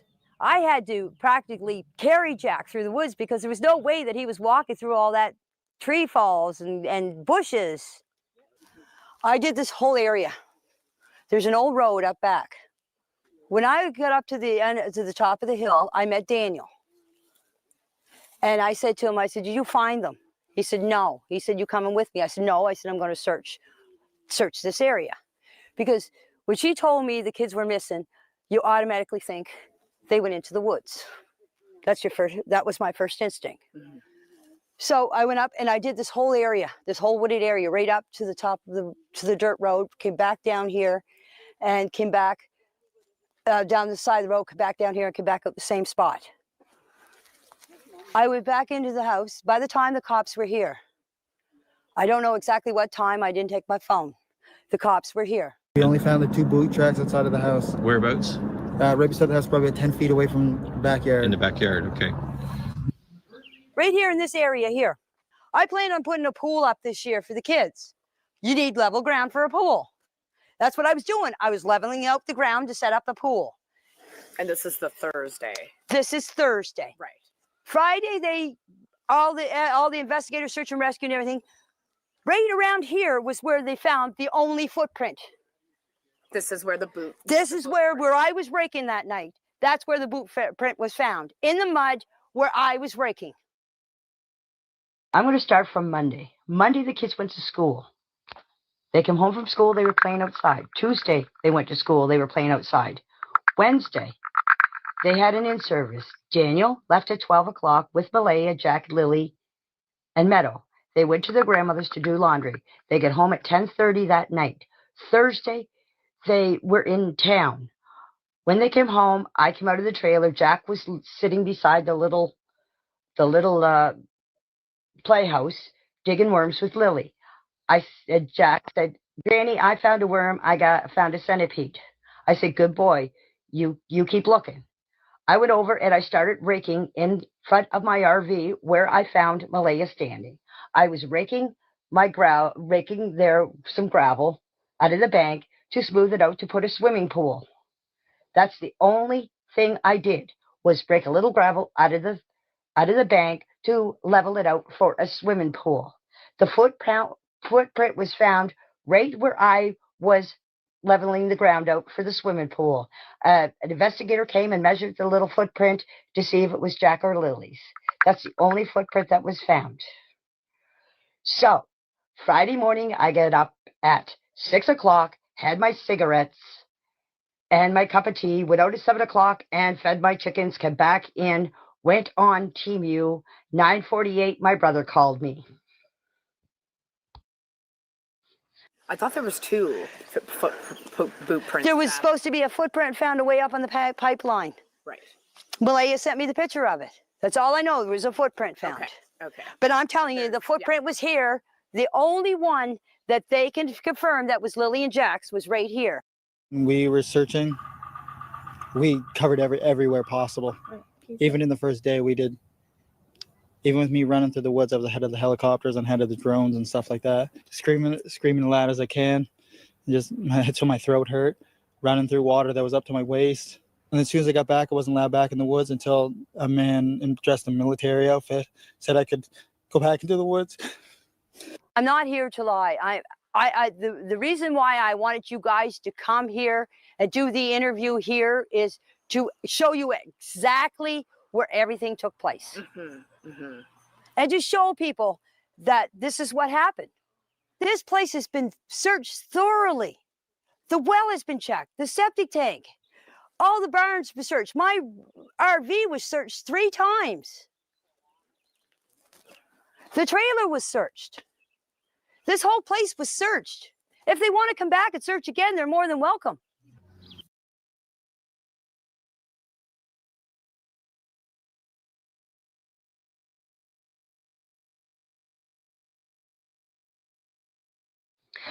Okay, to save everybody trouble, here is what happened at the end of my driveway, the altercation. My brother, me and Justin were out on the 4-wheeler. We were up at the pipeline. We were coming out at the road called the Madison Road. Malaya called me. on my phone. She called me at 3:32. I didn't answer because we were talking to a lady on her four-wheeler with a child. Then she called me back at 5:39. I answered the phone. She told me to get back here to the trailer. I said, "What's up?" She said, "I can't tell you over the phone." So I came back here. Me and Justin came back here to the trailer. Malaya was standing on the edge of the driveway, crying her eyes out. I went up and I put my arms around her and said, "Please don't tell me that they found the kids dead." Haley started shooting off about something, and then I think it was Shelby. I'm not 100% sure. She started shooting off. I ordered them off my property. The the RCMP came and asked me what was going on, if there was a fight. I said there was no fight. I just ordered them off my property. He took me aside. He has it all video cammed. He took me aside and asked me what happened. I said, Malaya, exactly the same thing. Malaya called me. I came back here to the trailer. I thought the kids were dead. Then Haley and this other girl, I think it was Shelby, I can't be 100% right, started shooting off. I told him to get off my property. He asked me what the altercation was about. I said I didn't know. I didn't listen to them. I wasn't fighting with anybody. I told him that the most important thing was to find Lilly and Jack. He agreed with me. I did not order Malaya off the property. She was more than welcome to stay here. Her grandmother was even here, and her grandmother was going to stay the night. And I said, that is fine. I said, Cindy's more than welcome to stay here. So I did not order Malaya off the property. What went on after they left, after the police left, and after they went to this briefing, I do not know what happened. I stayed here. I stayed here, and me and Justin went back out on the bike. So whatever happened after Haley and this other girl left, I don't know what happened. I was away with Justin on the bike. So you have to get all your information from Daniel and Malaya about that, because I do not know. And I'm going to clear up this thing about Belinda. Belinda said that she came and she said that I was crying, and I blame myself for it, and this is the time that I wouldn't let the police in. Said that I wouldn't let the police in my RV.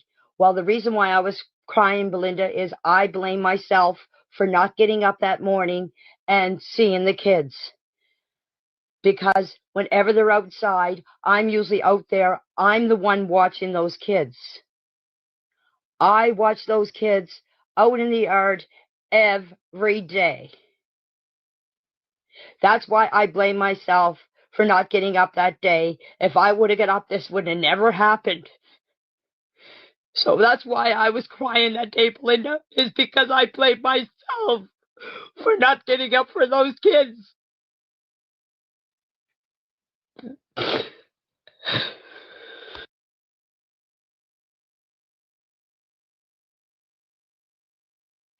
And I'll tell you something else, and I don't care if you believe me or not.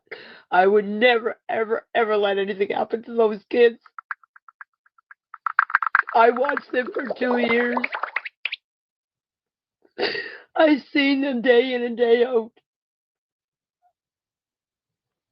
What went on between Malaya and Daniel has nothing to do with me. I live here in the camper. They live in the trailer. What went on in there is none of my business. And when you have to call your kids, or Jack and Lily's mother, and tell them that Jack has his boots off and Jack has his coats off, does that tell you that Malaya was watching the kids? So don't come down on me because they weren't my grandchildren, but that I do consider them my grandchildren. I don't care what anybody says. When they came into my life, they became part of my family.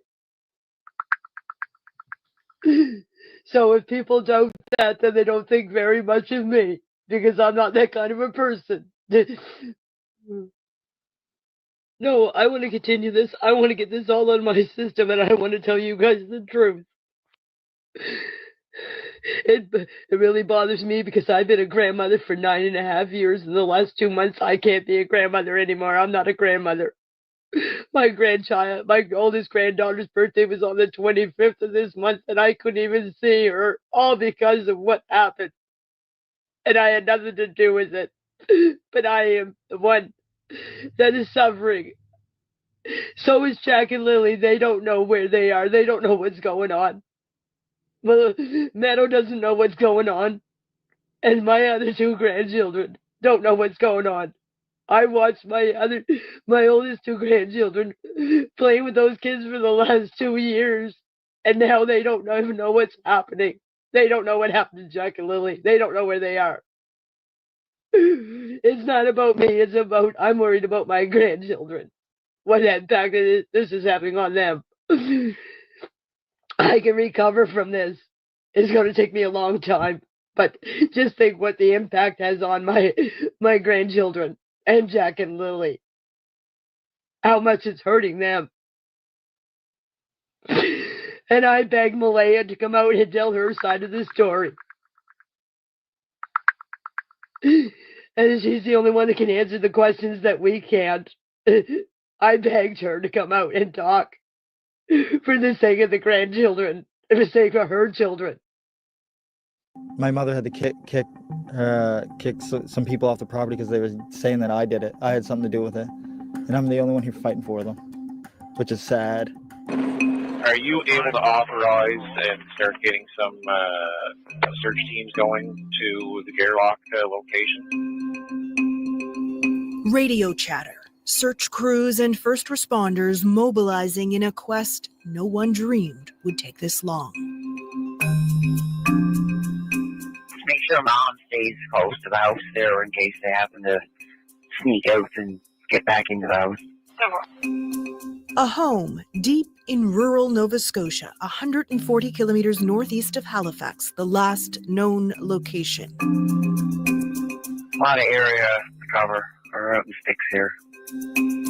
Not one, but two missing children. A dog that barks at everything, a mother who left on the second day, a father who hasn't seen the kids in 3 years, and a stepfather trying to piece things together.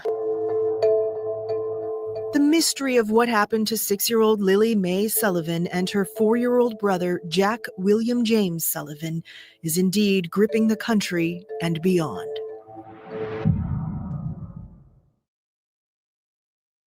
What can you tell us about what the children's mother is saying? Well, not much. We have not been able to speak with her at all during the past 2.5 months, which of course is her choice. We do know she left the home in Lansdowne Station the day after Lily and Jack disappeared to be with her mother in another part of the province. But Martel says she is no longer with her mother. Her mother has told CBC News the RCMP told them not to speak with news reporters. The RCMP said it just advised people to be mindful of the information they share. And Janie McKenzie is pleading with the children's mother to speak publicly. I can't make it come out, but please, if you have a heart for these kids, please come out and tell us what happened or what you think happened. Shed some light on this.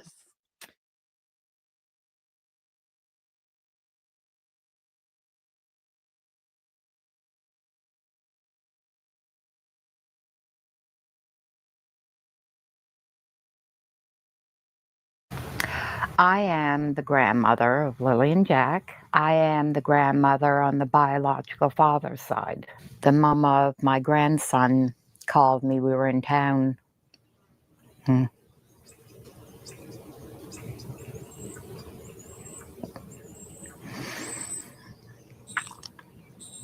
She asked if I heard the news. I was in a state of panic, shock. But in the back of my mind, I kept saying, well, they'll find them. I mean, I'm assuming that they'd find them. So I told her, well, we'll head out first thing in the morning and help with the search. So we showed up Saturday morning, me and my sister, and we met up with my daughter, and we started, well, I asked Malaya, I said, Malaya, I said, you know your kids. Nobody knows their kids like their mom. Where do your kids normally go to play out in the yard? What direction do they usually like to explore? And she said, well, they always play up in the little woods right on the side. I said, well, okay. I said, we'll start from that point and we'll work our way out. We had spoken to a search and rescue, and we weren't allowed on the other side because that's where they were searching at the time. So we just started combing through the woods up through there. We were gone for a couple of hours. I'm yelling for Lily and Jack. We always call Jack Jackie Boy. And yeah, that went on for a few hours, but those woods, I started to feel that I can't see them being in the woods. There's trees everywhere. You literally have to climb over trees, climb under bushes. It is really, really thick. We come back out and I went in to see Malaya again. I assumed she was in shock. She was very, very non-emotional, very just flat, monotone. But Malaya's very soft-spoken anyway. That she's not usually excitable. I thought that's made her a really great mom. She was an excellent mom. And I used to think, now, if anybody's meant to be a mom, it was her. After seeing the place, seeing the condition of the home, it was like the total opposite of what I knew of Malaya. She was always clean, very clean about herself, about the kids, about her home. This home looked more like a camp. Now, I don't know if it's from all the people that were there because I didn't show up till the day after, but it was very unkempt. I was pretty surprised. Lily is, she was my little dream girl, that the first granddaughter. And I loved that she had the brown hair and she had a space between her teeth, which I had when I was a kid. So yeah, she was our little princess. Jack was such a sober, serious little baby that he didn't like to smile. You could tickle him and he would look at you ever so serious, like he was really studying you. I have children. I have grandchildren. And I see what kids are like through the woods. There's no reason for any child to wander deep into the woods. There's just not. I think somebody hurt these kids. I think somebody hurt them. Our last day searching on Monday and seeing the woods and seeing the searchers and everybody everywhere. There's no way those kids are in the woods. My heart tells me these babies are gone. My heart tells me that. No, I don't believe Daniel had anything to do with the disappearance of Jack and Lily. Our heart don't lie, and my heart is telling me that my kid did not have nothing to do with this, and I had nothing to do with this.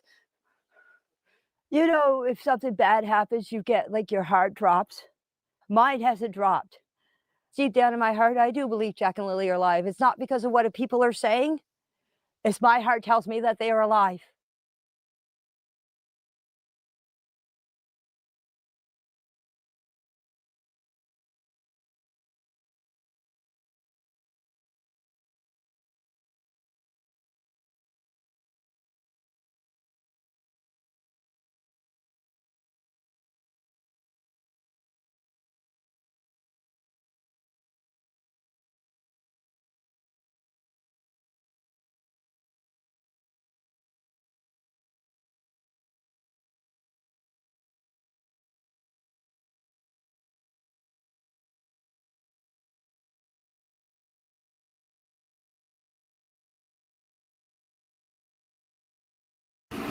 Yes, Daniel did do a lot for those kids. Yes, I will say that. And I'll tell you something else. For the last 2 years, I observed those kids in my backyard. And the only time that Malaya went out with those kids is when she took Meadow out. And when she took Meadow out, that's all she would do was take her over to see the chickens. I have never seen I have never seen Malaya push those kids down on the swing or even watch them go down the slide. I've never seen her out there playing with the kids.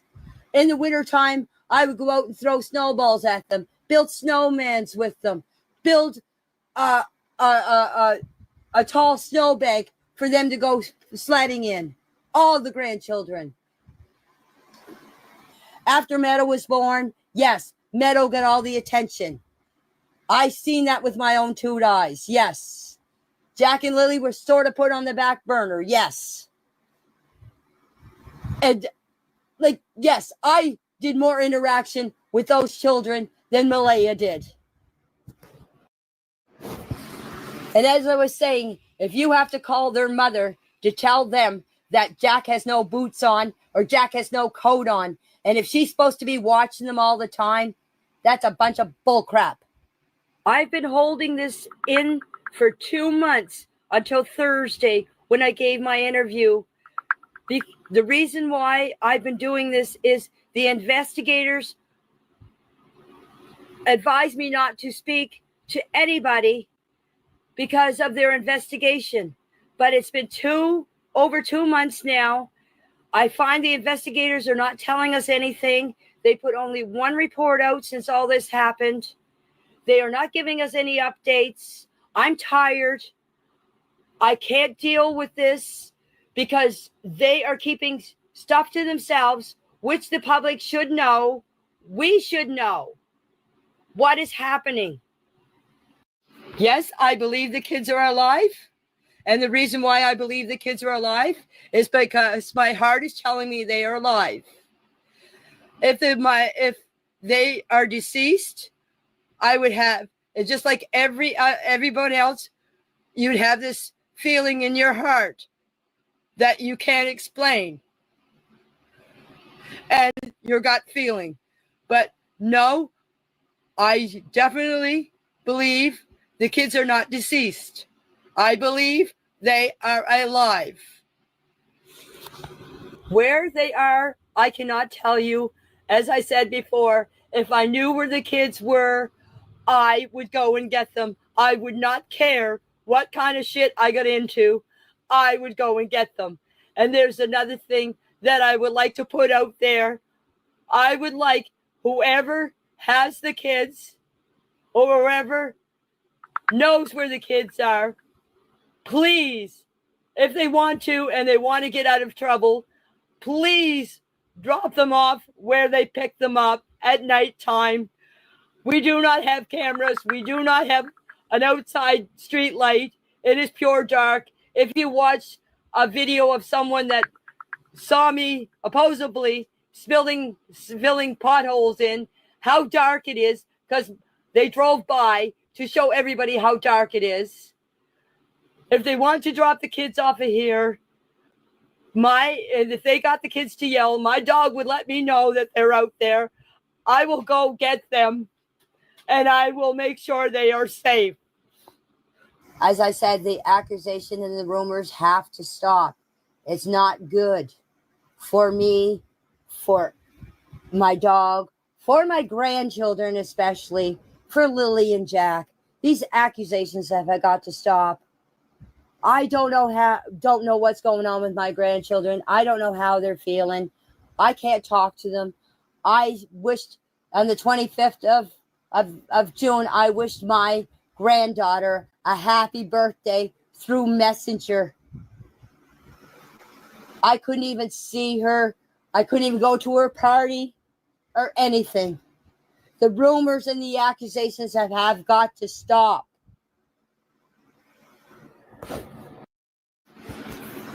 That's all anybody can do is hopefully that where Jack and Lily are is they're found soon, safe and sound. Either way, I'm not going to say it because I don't believe they are in my heart. Just keep praying for Jack and Lily. And I've been doing it every night. I'm hoping to God that he'll answer me. I'm hoping that the people that know where Jack and Lily are will please, I'm begging you, please drop them off here. They will be safe. We will get them to the authorities. That's all I want. That's all anybody wants.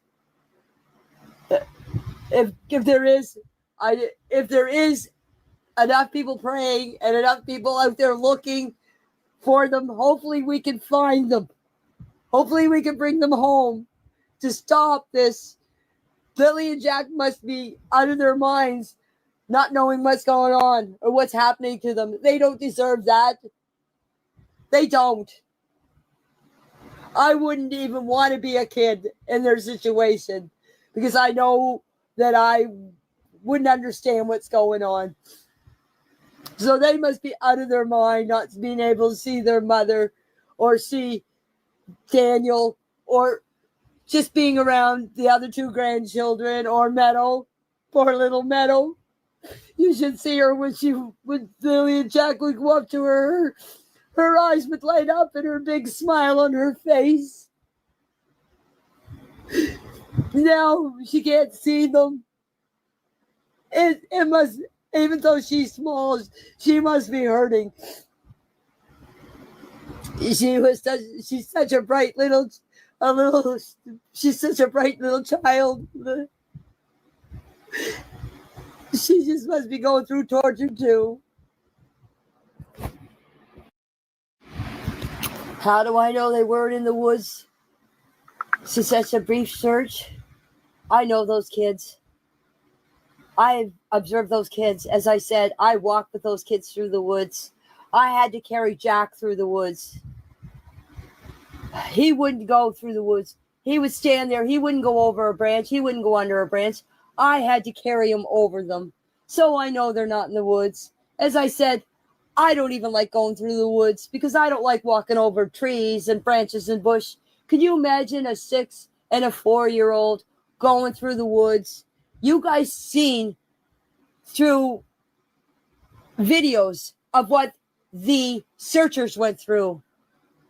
There's no way that a 6 and a 4-year-old could go through those woods. Believe me. As I said, don't even want to go through the woods. I take the easiest route out. But if those kids are in the woods, they wouldn't have got very far. We searched. Look at all the searchers that were here. They had the dogs in here. They had drones. They had helicopters. A 6 and a 4-year-old are not going to go through that woods. Believe me, they're not. Malaya and I could not sit down and have a conversation. If it was just a brief conversation. When I first met her, when Daniel introduced me to her and the kids, it was okay. My personal opinion of her, I'm not gonna say. But let me just say, when Meadow was born, when I would go in there to see Meadow and I would hold Meadow, she would always come and take Meadow from me and say, oh, she has to be fed or she has to be changed. She would go in the bedroom and she wouldn't come out until I would leave. When the grandfather came to see Meadow, she would do the same thing. When it came to Meadow, Meadow was hers.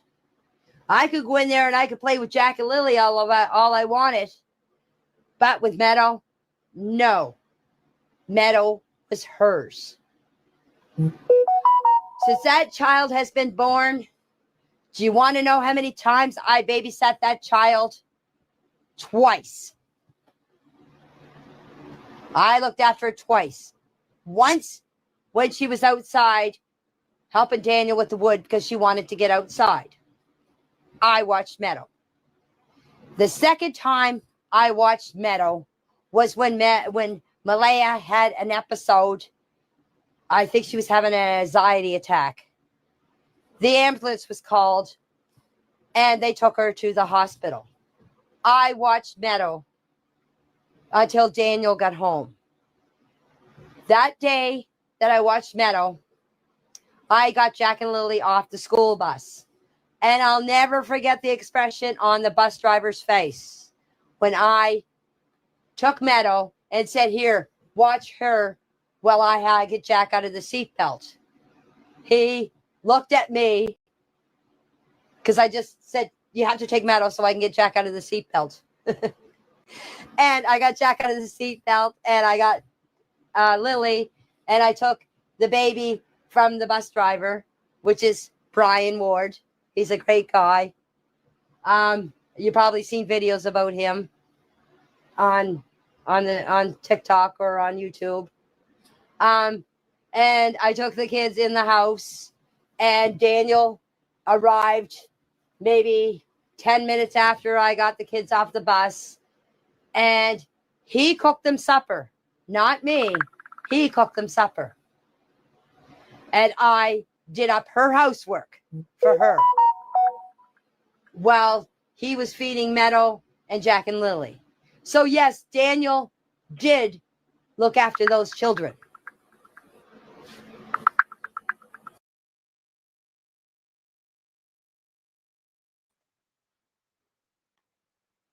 So it has been 4 hours and 24 minutes, you guys. I'm going to end this, but I will do another one tomorrow and we'll continue on. There's like a ton to listen to. I think,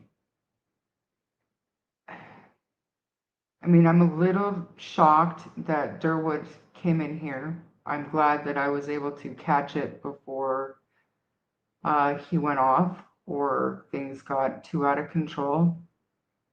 And same with Daniel. Like I've been saying since I started doing my own live streams that I don't want Daniel in here. I don't want Janie in here just because of what happens to live chats, you know, when they're here. And we saw it today in here with all the questions because we all have so many questions and we want them answered. Because I think in some way we think that if he answers our questions, it's going to make this all make sense. And I don't think that's going to be the outcome because the more, and I don't know, I'm going to be the first to admit I was busy reading. I didn't catch chat. I was busy reading those documents. But usually when Daniel is in a chat and he's answering, you know, the odd question here and there, it raises more questions. That's why I wanted to stay away from it. But I think he answered some of Belinda's questions, which I think we can all agree are the most important questions. Belinda has a right to ask these questions. And I think that Daniel should feel obligated to answer those questions. That's why I continued on. I went and I did my own thing and I let this go. I just didn't feel right about it just being like a blank screen and walking away. So that's why I put this video on. This is on Hunter.S True Crime. Awesome channel, great stuff. Go ahead and go over there and watch it on his channel. We'll continue on tomorrow. And because Daniel and Derwood came in here, I think then they didn't go sideways. I'm not upset about the way things went, but I did get a little bit sidetracked and distracted from my original plan from today, which is turning out to be just kind of the way I roll here. So thank you guys for sticking with me. I'm not going to block anyone unless they're disrespectful. I think that I have to go back and read, but I think that it went okay. There was not a whole bunch of drama and bullshit. I don't think that I will.